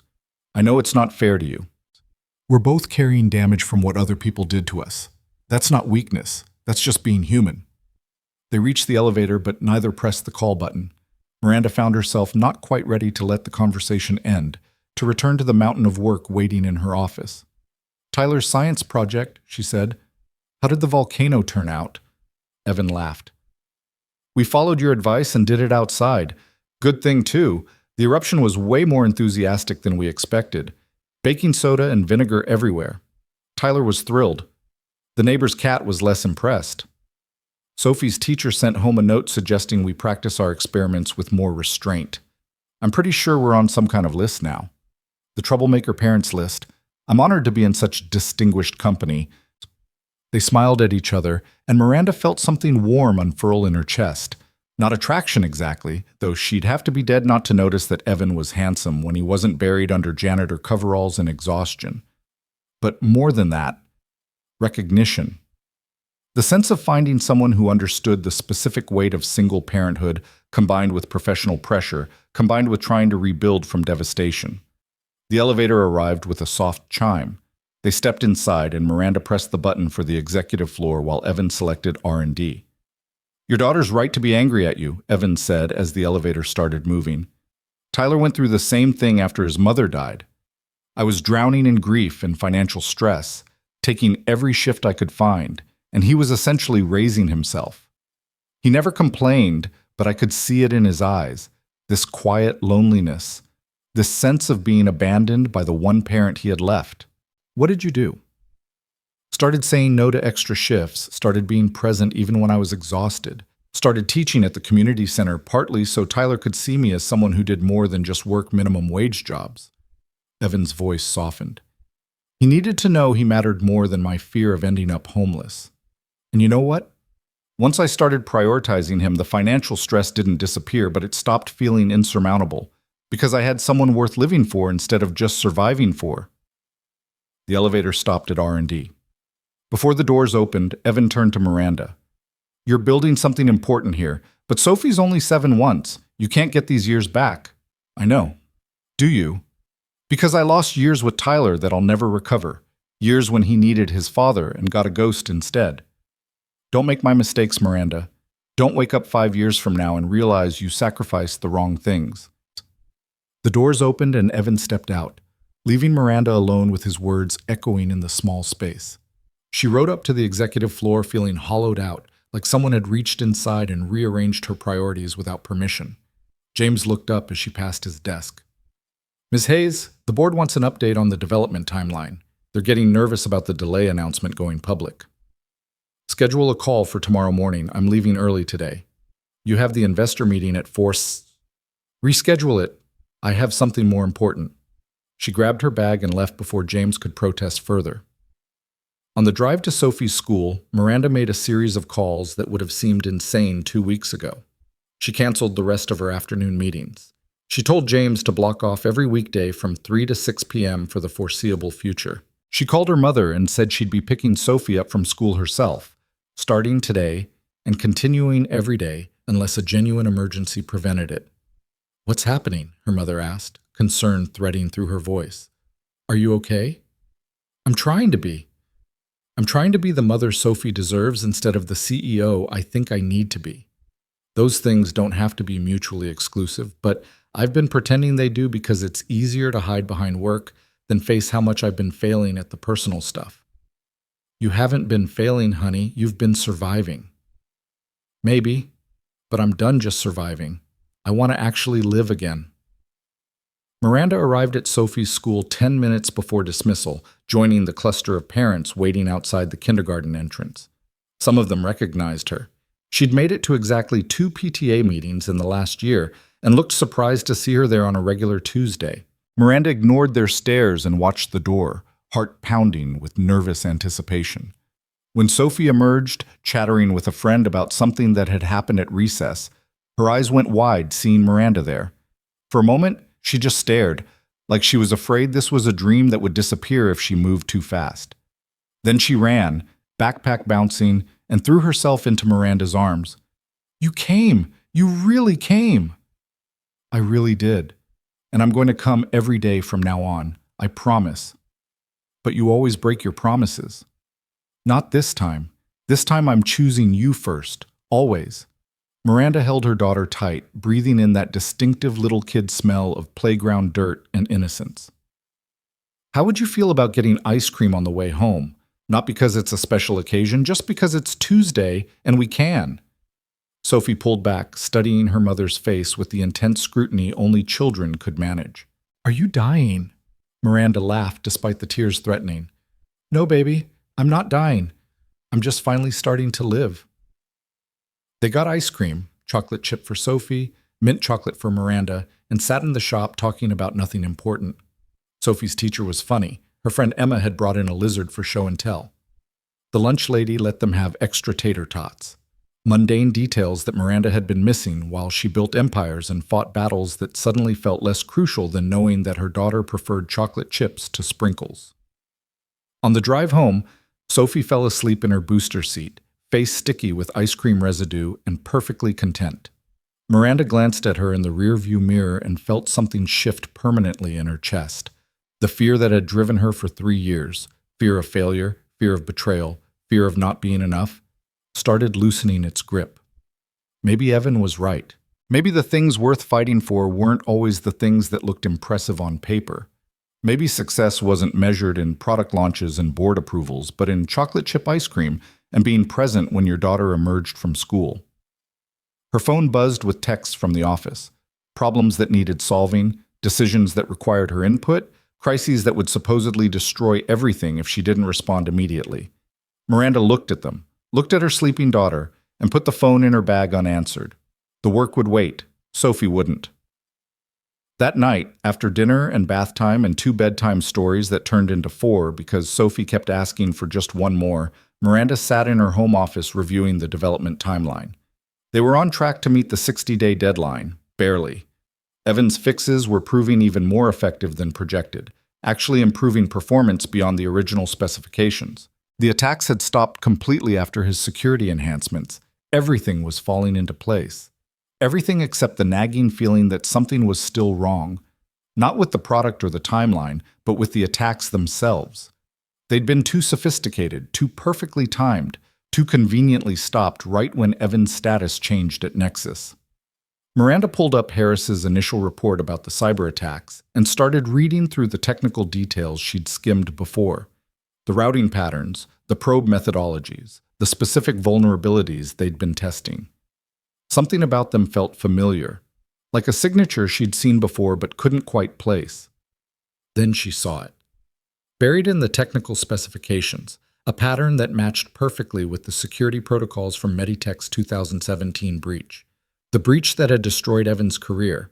The breach that someone had blamed on him despite his warnings about the vulnerabilities. Someone who knew exactly how those vulnerabilities worked because they'd exploited them before.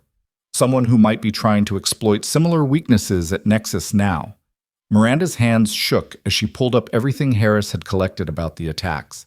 The timing, the methods, the sudden cessation when Evan joined the executive team. It wasn't about Evan being involved with the attackers.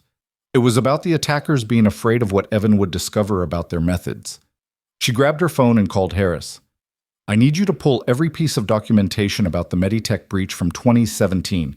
Every technical report, every investigation finding, every piece of evidence about how the attackers got in." "It's almost midnight, Miranda." "I know, do it anyway. I think someone's been trying to recreate what they did to Meditech, and I think they stopped attacking us because the one person who could identify their signature just became our senior systems architect." You think this is about Evan specifically?" "I think this is about someone who needs to keep Evan discredited because he's the only one who knows the truth about what really happened. And I think we just stepped into something a lot bigger than corporate espionage." She ended the call and sat in the darkness of her home office, listening to Sophie's soft breathing through the baby monitor. Tomorrow, everything would change again. Tomorrow, she'd have to tell Evan that the attacks weren't random, that someone was targeting Nexus specifically because of his presence there. Tomorrow, they'd have to figure out who at Meditech had really betrayed those patients, who had forged Evan's signature on faulty code, and who was now desperately trying to keep that secret buried. But tonight, Miranda had kept her promise to Sophie. She'd been present. She'd chosen family over fear, and that, she was learning, was its own kind of victory. Harris arrived at Miranda's house at 6 in the morning with 3 laptops, 2 tablets, and enough documentation about the Meditech breach to fill a banker's box. They spread everything across her dining room table while Sophie slept upstairs, the early morning light barely touching the Seattle skyline visible through the windows. "I've been up all night cross-referencing the attack patterns," Harris said, pulling up side-by-side comparisons on his laptop. "You were right. The methodologies are nearly identical to the Meditech breach. Same vulnerability exploitation sequence, same routing protocols, even the same timing intervals between probe attempts. Whoever attacked us learned their techniques from Meditech or was directly involved in the original breach." Miranda studied the data, her tech background enough to recognize the signatures Harris was highlighting. "Can you trace who at Meditech would have had the knowledge to execute the original attack?" "That's where it gets interesting. The investigation reports blamed Evan, but they never actually proved how the breach happened. They just showed that his digital signature was on the faulty code that created the vulnerabilities. But look at this." Harris pulled up a technical analysis from an independent security firm that had been commissioned after the lawsuit settled. This firm found evidence that the signatures were forged, that someone with high-level access had essentially framed Evan by copying his credentials and using them to approve code he'd explicitly rejected. Who had that level of access? 3 people: the CTO, the head of security, and the VP of engineering. All 3 left Meditech within 6 months of the breach, all with substantial severance packages despite the company collapsing. Harris opened another file. "And here's where your instincts pay off. The current CTO at Apex Solutions, one of our biggest competitors, is Daniel Morrison, former VP of engineering at Meditech." Miranda's blood ran cold. "Morrison. I've met him at industry conferences. He was always asking questions about our development timeline, our encryption methods. He's been at Apex for 3 years. And guess when Apex started developing their own quantum encryption system that's suspiciously similar to ours? Right after we announced our launch date." Miranda sank into a chair, pieces falling into place. "He's been stealing from us, using the same methods he used to destroy Meditech, except this time he's not just covering up his mistakes, he's actively trying to profit from them. There's more. I tracked the server networks the attacks came from. They're owned by a shell company based in Delaware. That company has exactly 1 investor listed in the public filings." Harris turned his laptop toward her. "Apex Solutions. They're not even hiding it well. They don't need to. Without Evan, we'd never have recognized the attack signature. We'd never have connected it back to Meditech. Morrison's been operating with impunity for years because Evan was too discredited to be believed, and no one else understood the technical details well enough to see the pattern." Miranda thought about Evan's story, about his wife's death and his son's exposed medical records, about 4 years of working as a janitor because an entire industry believed lies over truth. Her hands clenched into fists. "We need to call Evan, now." "Miranda, it's 6 in the morning. He's already awake. People who've been broken don't sleep well." She grabbed her phone and dialed. Evan answered on the second ring, his voice alert despite the early hour. "Miranda, what's wrong?" "Can you come to my house? Bring Tyler if you need to. Harris and I found something you need to see." 20 minutes later, Evan arrived with Tyler in tow, the boy still in pajamas, clutching a book about dinosaurs and looking bewildered by the early morning summons. Miranda showed them to the living room where Sophie's toys were scattered across the floor. "Tyler, Sophie's upstairs sleeping, but she has a whole bin of dinosaur toys in here. You can play while your dad and I talk, okay?" Tyler nodded shyly and settled on the floor, immediately absorbed in creating what looked like a Jurassic Park scenario with plastic figures.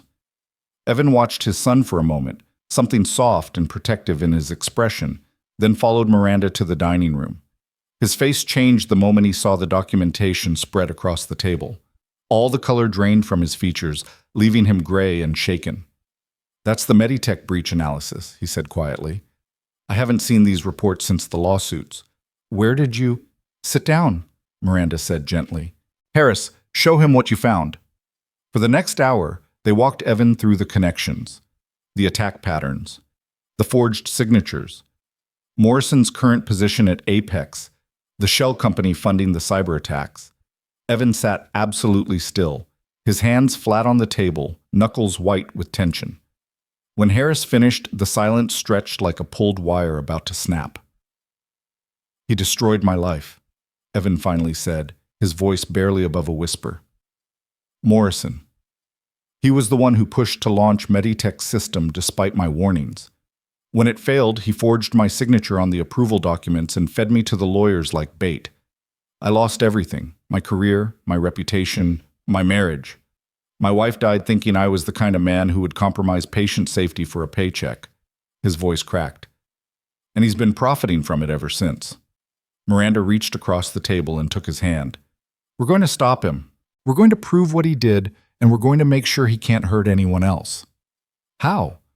"I tried to prove it 4 years ago. I had lawyers, investigators, forensic analysts. They found enough to suggest the signatures were forged, but not enough to prove Morrison did it. He covered his tracks too well. 4 years ago, you were fighting alone. This time, you have Nexus's resources behind you.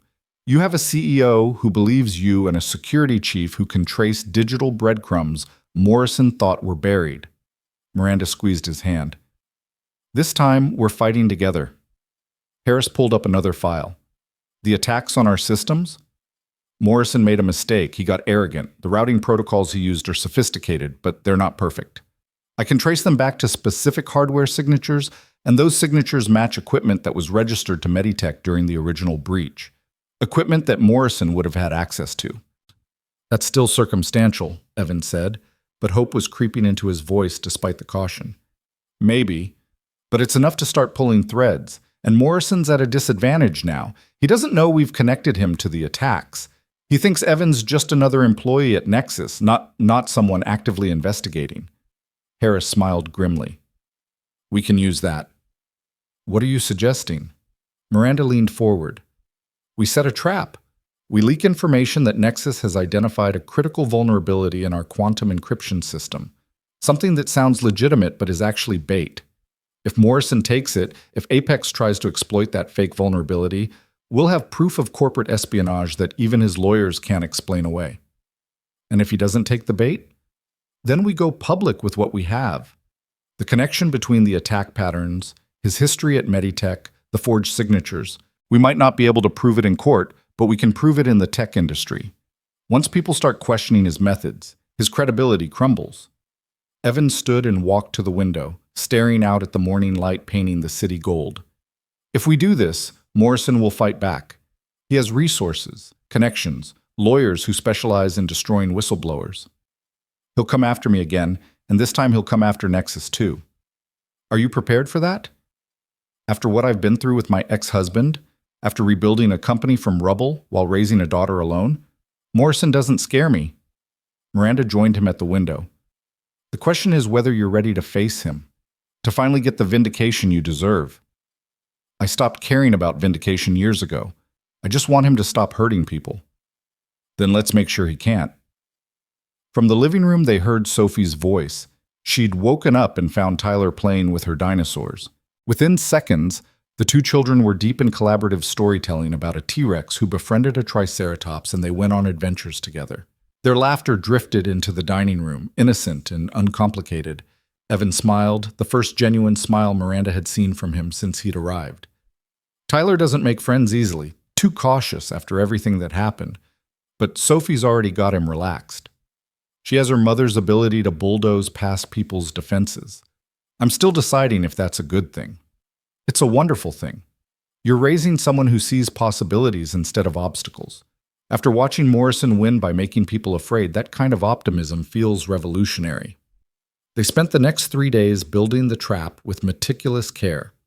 Harris created a fake vulnerability and a dummy version of their encryption protocols, sophisticated enough to look real, but tagged with digital markers that would identify anyone who accessed it. Miranda leaked the information through carefully chosen channels, industry contacts who she knew had connections to Apex Solutions. Evan worked with Priya's team to ensure their actual systems were fortified against any potential attacks that might come during the operation. The board, predictably, lost their minds when Miranda briefed them on the plan. You want to intentionally leak proprietary information as bait for a competitor? Thomas Brightwell's face had gone from red to purple. Have you completely lost your mind? It's fake information. If they take it, we expose them. If they don't, we lose nothing. Except the appearance of having competent security, which will tank our stock price and destroy investor confidence. Victoria Chen shook her head. This is reckless, Miranda. You're gambling the company's reputation on a vendetta against someone who wronged your pet janitor. Evan is our senior systems architect, not my pet anything. And this isn't a vendetta. This is protecting our company from active corporate espionage. Miranda kept her voice level despite the fury building in her chest. Morrison has been stealing from us for months. We either stop him now or we launch a product he'll immediately replicate and undercut. Richard Morrison raised his hand. I support Miranda's plan. If she's right about Morrison, we're already compromised. Better to control the narrative than wait for him to strike first. The vote was close. 3-2 again, the same razor-thin margin that had authorized the launch delay. Miranda was running out of political capital, burning through goodwill faster than she could rebuild it. But she'd made her choice. She'd rather lose her position doing the right thing than keep it by allowing Morrison to continue his predatory tactics. On the fourth day, the trap sprung. Harris burst into Miranda's office at 2 p.m, laptop in hand, face flushed with vindication. He took it. Morrison accessed the fake vulnerability information through a proxy server, and his team has already started implementing it into Apex's encryption protocols. We have timestamps, hardware signatures, digital fingerprints, everything we need. Miranda felt something fierce and bright expand in her chest. Get our lawyers on the phone. I want a cease and desist sent to Apex within the hour, along with every piece of evidence we've collected. And Harris? Call the FBI. Corporate espionage at this level crosses federal lines. Already done. They're sending agents this afternoon to take our statements. Good. Find Evan. He deserves to hear this first. They found Evan in the R&D lab, working through lunch as usual, so absorbed in his code that he didn't notice them approach until Miranda touched his shoulder. When she told him what had happened, he went very still. You're sure? It's actually him? Hardware signatures match equipment from the Meditech breach. The access patterns are identical. We have him, Evan. We finally have him. Evan closed his eyes, and Miranda saw a single tear track down his face before he scrubbed it away. I need to call someone. Give me a minute. He stepped out into the hallway, and through the glass walls, Miranda watched him dial his phone. His side of the conversation was barely audible, but she caught fragments. It's over. Yes, we proved it. I know, Mom. I know. Can you tell her? Tell her I didn't fail her. Tell her I did everything I could. When he came back inside, his eyes were red, but his shoulders were straighter than Miranda had ever seen them. That was my mother-in-law, Tyler's grandmother. She never believed I was responsible for the breach, but she stopped talking to me after her daughter died because the pain was too much. I just told her we proved Morrison was behind it. She wants to see Tyler this weekend, wants to be part of his life again. Evan, that's wonderful. I thought I'd lost my wife's whole family. Thought my son would grow up without his maternal grandparents because they associated me with their daughter's death. His voice broke. You gave me more than my career back, Miranda.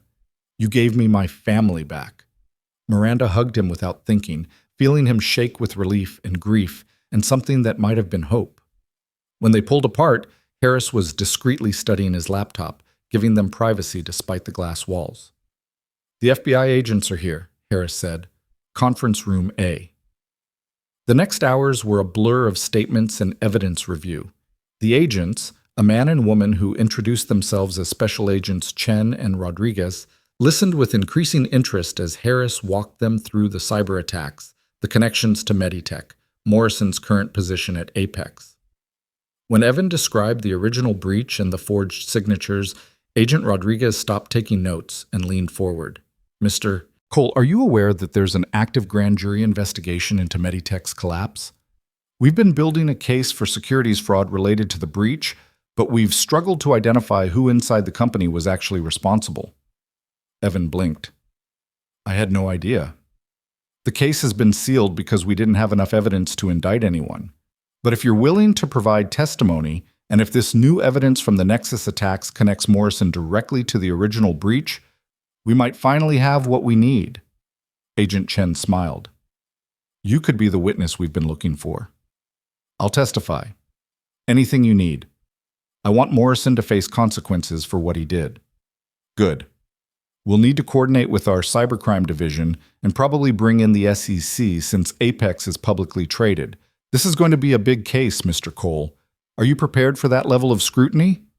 Evan looked at Miranda, then at Harris. I'm not alone this time. Yeah, I'm prepared. After the FBI agents left, Miranda called an emergency all-hands meeting. Every Nexus employee crowded into the main conference hall, filling seats and standing along the walls, buzzing with speculation about what could be important enough to halt work in the middle of the afternoon. Miranda stood at the podium feeling Sophie's ice cream promise echoing in her mind. I'm choosing you first, and realized that choosing people over fear extended beyond just her daughter. 3 months ago, I made a decision that many of you questioned, she began. I hired Evan Cole as our senior systems architect despite his controversial history in the tech industry. Some of you whispered that I was making a mistake, that I was letting personal feelings cloud my judgment. I heard the rumors. I understood the concerns. The room was silent except for the hum of the ventilation system. Evan stood in the back, having refused Miranda's offer to join her on stage. He preferred the shadows, old habits dying hard. Today, I need to tell you why that decision was the best one I've ever made as CEO. Evan didn't just help us identify critical flaws in our product that would have destroyed this company. He uncovered an active corporate espionage operation targeting Nexus. He connected that operation to a conspiracy that has destroyed careers and endangered patients. And he did all of this while teaching coding to underprivileged kids at night and raising a 7-year-old son alone. Miranda found Evan in the crowd and held his gaze. The tech industry failed Evan Cole 4 years ago. They believed convenient lies instead of difficult truths. They sacrificed one honest engineer to protect executives who were actually guilty. And in doing so, they lost access to one of the most brilliant minds I've ever encountered. Nexus isn't going to make that mistake. We're going to rebuild our culture around a simple principle. Integrity matters more than convenience. Truth matters more than profit. People matter more than products. She could see skepticism on some faces, belief on others. But what mattered was the slow change in Evan's expression, from guarded to something like recognition, like he was seeing himself reflected in a way he'd forgotten was possible. Our 60-day delay ends next week. We're launching a product that's 30% more efficient than originally planned, with security protocols that set new industry standards. We're doing that because someone cared enough to tell us the truth, even when it wasn't easy, even when it put him at risk. And going forward, that's the kind of company we're going to be. The applause started slowly, then built to something thunderous. Employees stood, and Miranda saw Priya wiping her eyes, Harris nodding with respect, even some of the skeptics looking thoughtful. Evan remained still in the back of the room, but when Miranda caught his eye again, he mouthed 2 words, "Thank you." After the meeting, Miranda returned to her office to find Sophie sitting in her desk chair, spinning in circles while her mother waited in the guest chair. It was 3:30, right when Miranda had promised to pick Sophie up from school every day. "I'm sorry, sweetie. I know I said I'd be there." Sophie stopped spinning. "Grandma said you had something really important happening. She said you were helping someone who needed you." "That's true. But it doesn't make it okay that I broke my promise again." "Were you helping Tyler's dad? The man with the sad eyes?" Miranda blinked. "You've met Evan?" "This morning. Tyler brought his dinosaurs to show me and his dad came in to check on him. He looks sad even when he smiles, like you used to look before you started picking me up from school." The observation was so acute it stole Miranda's breath. "Yes, I was helping Tyler's dad. He's had some very hard things happen to him, and today we fixed one of them." "Good. Tyler's nice. He said his mom died, and now it's just him and his dad. I told him it's just you and me too, so we're kind of the same." Sophie climbed out of the chair and took Miranda's hand. "Can Tyler come to the zoo with us next time? I think he'd like the gorillas." "I think that's a wonderful idea." They went home together, and Miranda kept her promise about being present, even though her phone buzzed constantly with messages about the FBI investigation, media requests about the Apex allegations, investor concerns about negative publicity. She silenced the phone and made spaghetti with Sophie, getting sauce on everything and laughing about it instead of stressing over the mess. They watched a movie about talking animals that was utterly ridiculous and completely perfect. They read 3 bedtime stories, and Sophie fell asleep mid-sentence during the 4th, her small hand warm in Miranda's. After tucking her daughter in, Miranda sat in the darkened hallway and called Evan. "How's Tyler?" she asked when he answered. "Asleep, dreaming about dinosaurs and apparently a girl named Sophie who's going to take him to see gorillas." Evan's voice was soft, weighted with exhaustion and relief. His grandmother called again. "Wants us to come for dinner this weekend. Wants to apologize for the time we lost." "That's good, Evan. That's really good." Morrison's lawyers already reached out. They're threatening to sue me personally for defamation, claiming I've orchestrated an elaborate frame job because I'm bitter about being fired. Let them threaten. We have evidence. The FBI has evidence. His lawyers can bluster all they want. I know. But 4 years ago, his lawyers destroyed me with those same tactics. It's hard not to feel the fear even when I know it's different this time. Miranda understood that viscerally. The way old trauma could hijack present circumstances, making you react to ghosts instead of reality. You're not alone in this. Every time Morrison's lawyers come at you, they'll have to go through Nexus's legal team first. Every time they try to discredit you publicly, we'll counter with facts. You're not some isolated whistleblower they can crush anymore. You have resources, Evan. You have backup. "I have you," he said quietly. "That's what actually makes the difference." The words hung between them, meaning more than professional support, and Miranda felt something shift in her chest. Not attraction exactly, though that was there too. This man with his quiet competence and his fierce integrity and his gentle way with children. But more than that, recognition of someone who'd survived being destroyed and chose to help others instead of becoming bitter. Someone who understood what it meant to rebuild from rubble while keeping your values intact. "Sophie wants Tyler to come to the zoo with us," Miranda said, changing the subject because the emotional intimacy was suddenly overwhelming. "She's decided they're friends because they both have single parents." Evan laughed. "Tyler asked if he could have Sophie over for dinosaur adventures. I think he's found someone who matches his enthusiasm for prehistoric creatures." "Next weekend, after you have dinner with Tyler's grandmother?" "Next weekend sounds perfect." After they hung up, Miranda sat with her phone dark in her hands, thinking about the journey from suspicion to trust, from isolation to connection. 2 months ago, she'd followed Evan because she was certain he was betraying her company. Now she was planning zoo trips and dinosaur playdates and building something that felt suspiciously like the beginning of family. The launch happened exactly 60 days after Miranda had announced the delay, and it was perfect. The quantum encryption system performed 35% better than originally projected, with security protocols that immediately became the new industry standard. Initial orders exceeded projections by 200%. The stock price soared. Investors who'd been skeptical about the delay called to congratulate Miranda on her courage to prioritize quality over speed. More importantly, the product worked. Hospitals implemented the system without a single security breach. Financial institutions praised the efficiency improvements. Government agencies requested custom implementations. Everything Evan had promised came true, and the tech industry started quietly revising its assessment of his competence. The FBI investigation moved faster than anyone expected.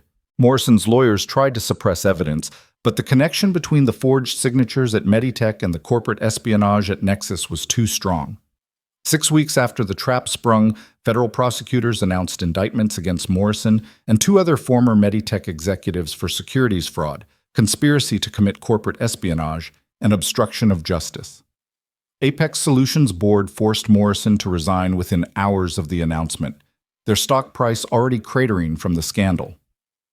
Evan testified before the grand jury in March, walking into the federal courthouse with Miranda beside him and Tyler waiting safely with his grandmother. The testimony was sealed, but when Evan emerged 3 hours later, he looked lighter somehow, like he'd finally put down a weight he'd been carrying since 2017. "They believed me," he said simply. "Every word. They said my testimony was the key to connecting everything. Because you were telling the truth. Truth has a weight that lies can never match." Morrison's facing 30 years if convicted. Part of me feels like that's not enough for what he did to all those patients, to my family. But mostly, I just feel tired, like I can finally rest. Miranda took his hand without thinking about who might see them, who might photograph them, who might speculate about their relationship. Then rest. You've earned it. The Northside Community Center expanded that spring. Nexus funded a complete renovation, new computers, updated facilities, a dedicated classroom space for advanced coding courses. Amira hired 2 full-time instructors and expanded enrollment to accommodate the waiting list. The program's success attracted attention from other tech companies, and within 6 months, 5 different Seattle corporations had committed to similar partnerships with community centers across the city. Evan continued teaching 3 nights a week, but now he did it as Nexus's Director of Community Outreach and Education, a position Miranda created specifically to formalize his passion project. The role paid significantly more than Senior Systems Architect, but gave him flexibility to be present for Tyler while still contributing technically to Nexus's development projects. "You're building something bigger than a company," Richard Morrison told Miranda during a board meeting in April. "You're changing how the tech industry thinks about corporate responsibility." "I'm just trying to fix the things that are broken. Turns out there's a lot of broken things. And you're healing in the process. That's the part that makes this actually matter." Miranda thought about Sophie, who now had regular play dates with Tyler and talked endlessly about her friend who knew everything about dinosaurs. She thought about Evan, whose sad eyes had gradually brightened until they reflected something closer to peace than grief. She thought about the community center kids who now had pathways to internships and careers they'd never dreamed possible. Healing. Maybe that's what all of this had been. Not just fixing technical flaws or exposing corporate criminals, but healing the wounds that came from being betrayed, abandoned, destroyed by systems that should have protected them. Miranda had healed by learning to trust again. Evan had healed by getting vindicated. The kids at the community center were healing by discovering their potential. Even Tyler was healing, his grandmother back in his life, his father's reputation restored. On a Saturday in May, they all went to the zoo together. Miranda and Sophie, Evan and Tyler, Amira and her 2 daughters, who were also enrolled in the community center programs. The kids raced ahead to see the gorillas, while the adults walked behind at a more reasonable pace, carrying bags of snacks and extra jackets and all the paraphernalia of parenting. "Tyler asked me if you're his girlfriend," Evan said quietly, as they watched the children press their faces against the gorilla habitat glass. Miranda's heart skipped. "What did you tell him?" "That you're my friend, that you're important to me, that I don't know what we are yet, but I'm figuring it out." He glanced at her. "Sophie asked me similar questions, about whether her mom was going to get married again." "What did you tell her?" "That her mom is brilliant and brave and deserves whatever makes her happy, and that I hoped we'd get to keep having dinosaur adventures together, regardless of what the grown-ups decide." Miranda watched Sophie point excitedly at a baby gorilla, Tyler nodding along with her observations. "I spent 3 years being afraid to trust anyone, afraid that letting someone close would mean getting destroyed again. But you know what I've learned? Being alone isn't actually safer. It's just lonelier." "So what are you saying?" "I'm saying I don't know what we are either, but I'd like to figure it out together, slowly, carefully, with our kids' happiness as the priority." She took his hand, threading their fingers together. "Is that enough for now?" "That's everything for now." They stood there holding hands while their children compared notes on primate behavior, while Amira's daughters debated whether gorillas or chimpanzees were cooler, while the Seattle sun broke through the perpetual clouds and made the whole world feel possible. 6 months later, Nexus announced a new initiative, a nationwide program partnering with community centers to provide technology education and career pathways for underserved communities. The program was Evan's brainchild, refined by Miranda's business acumen and funded by a foundation she established using a portion of the company's profits. Within a year, they'd expanded to 12 cities. Within 2 years, 30. The tech industry watched and slowly began to follow, corporations competing to show they cared about more than just quarterly earnings. Morrison was convicted in September and sentenced to 26 years in federal prison. The judge's statement at sentencing specifically mentioned the patients whose medical records had been exposed, the lives damaged by his pursuit of profit over safety. Evan attended the sentencing with his former mother-in-law beside him, both of them crying as justice finally arrived. "I wish she could have seen this," Evan said afterward, meaning his late wife. "Wish she could have known I was telling the truth all along." His mother-in-law took his hand. "She knew, Evan. Even in the worst moments, she knew who you really were. The divorce wasn't about believing you were guilty. It was about drowning in pain and not knowing how to swim. I'm sorry we left you alone when you needed us most. You're here now. That's what matters." Tyler's relationship with his grandmother deepened over that year, giving him connection to his mother's family that he'd been missing. He remained quiet and cautious, but the gentleness that had defined him was now accompanied by confidence. He was doing well in school, had made several friends, and talked seriously about maybe being an engineer like his dad when he grew up. Sophie, meanwhile, had decided she wanted to teach people about computers instead of just building them. She'd started helping Evan at the community center on weekends, patiently showing younger kids how to use the mouse and keyboard with the same enthusiasm she brought to everything else. Miranda watched her daughter transform from lonely to confident to purposeful, and knew that the choices she'd made, to trust Evan, to delay the launch, to pick Sophie up from school every day, had changed both their lives immeasurably. As for Miranda and Evan, they moved slowly like they'd promised. Coffee dates that turned into dinner dates, family outings to museums and parks. Long conversations after the kids were asleep about technology and ethics and how to raise children who understood both ambition and compassion. They didn't rush into anything, both of them too aware of how badly things could fall apart when you moved too fast. But by the following spring, when Evan brought Tyler to Miranda's house for Sophie's 8th birthday party, something had shifted. The careful distance they'd maintained had evolved into comfortable intimacy. They knew each other's coffee orders and parenting struggles and professional goals. They'd held each other through Tyler's pneumonia scare and Sophie's first experience with a mean classmate. They'd built something real through accumulated moments of showing up, being honest, choosing trust even when fear screamed otherwise. At the birthday party, surrounded by children high on sugar and the chaos of 8-year-olds playing games in the backyard, Evan found Miranda in the kitchen. "Tyler asked me again if you're my girlfriend. He's getting persistent about defining relationships. Sophie asked if you're going to be her stepdad someday. Apparently she's been discussing this with her friends, and they have opinions. What do you think?"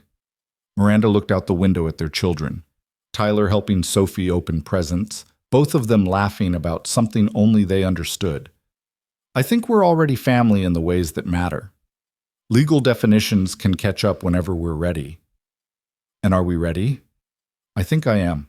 I think I've been ready since you first showed me that community center, and I realized brilliant people come in unexpected packages.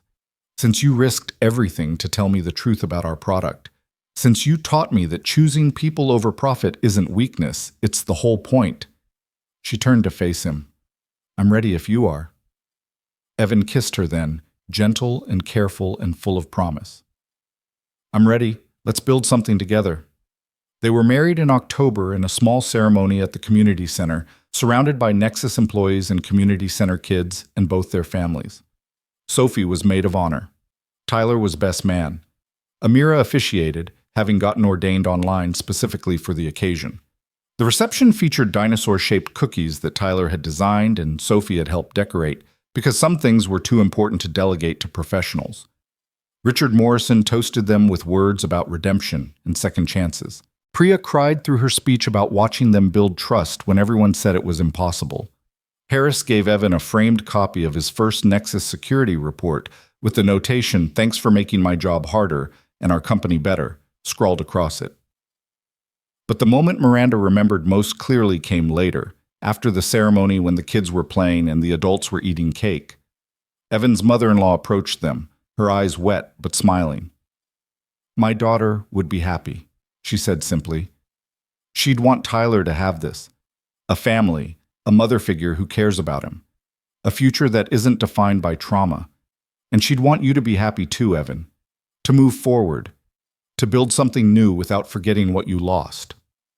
"I haven't forgotten her. I won't ever forget her." "I know. But you're allowed to be happy anyway. That's not betrayal, that's survival." She hugged them both. "Welcome to the family, Miranda. Thank you for seeing who Evan really is when the whole world tried to make him invisible. Later that night, after the reception ended and the kids were asleep, and Miranda and Evan sat on the deck of her house, their house now, watching the lights of Seattle sparkle below, they talked about what came next. Nexus is stable, Miranda said. The community program is expanding. Morrison's in prison. We could coast now if we wanted, take it easy. But you don't want to coast. Neither do you, Evan smiled. I've been thinking about medical data security, about building systems that prevent what happened to Tyler from ever happening to another family. There's a lot of hospitals that still use outdated protocols. And I've been thinking about expanding the community program internationally, about creating pathways for talented kids in developing countries who have even less access than American kids in low-income neighborhoods. So we're both terrible at coasting. Apparently. Is that going to be a problem? Only if we forget what we learned about balance, about being present for our kids, about not sacrificing the personal for the professional. Evan took her hand. We're good at building things together. Let's keep doing that, but with boundaries, with priorities that put our family first. Miranda thought about Sophie asleep upstairs, about Tyler in the guest room that would become his permanent room once they combined households completely, about the life they were building that honored both ambition and presence. I can do that. We can do that. They sat in comfortable silence, watching the city lights and thinking about the journey that had brought them here. From suspicion to trust, from isolation to family, from survival to actually living. The road hadn't been easy. There had been moments when Miranda thought she'd lose everything, when Evan thought he'd never escape the shadow of his destroyed reputation, when both of them wanted to give up and retreat back into safe loneliness. But they'd chosen differently. They'd chosen to trust even when it was terrifying, to fight for truth even when lies were more convenient, to build something meaningful even when the easier path was just protecting themselves. And in choosing that harder road, they'd found something neither expected but both desperately needed: redemption, purpose, family. Not the family they'd been born into or the families they'd lost, but the family they'd chosen to create through accumulated acts of showing up and being honest and believing in each other even when the world said not to. That, Miranda thought, was the real victory. Not the successful product launch or the expansion of the community program or even Morrison's conviction. The real victory was sitting on a deck with a man she'd once suspected of betrayal, building a future with children who would grow up knowing that trust was possible, that love could be rebuilt, that broken things could be made beautiful if you cared enough to do the work. I'm glad I followed you that night, Miranda said quietly. Glad I didn't just fire you from the security footage. Glad I chose to investigate instead of assume. I'm glad you saw past the janitor's uniform. Glad you believed me when you had every reason not to. Glad you were brave enough to trust again after your ex-husband broke that trust. We're both pretty brave, I think. Or pretty stubborn. That too. They laughed together and went inside to check on the kids one more time before bed, moving through the house with the comfortable rhythm of people who'd learned to navigate each other's spaces. Tyler was sprawled across his bed with a dinosaur book still clutched in his hand. Sophie had kicked off all her blankets and was somehow sleeping perpendicular to her pillow. They fixed blankets and removed books and stood for a moment in each doorway, watching their children breathe in the peaceful certainty that they were safe, they were loved, they were home.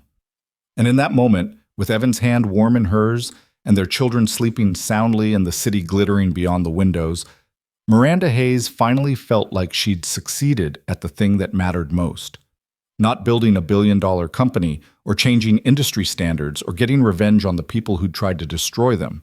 She'd built a life worth living, with a man who'd survived being broken and chose integrity anyway.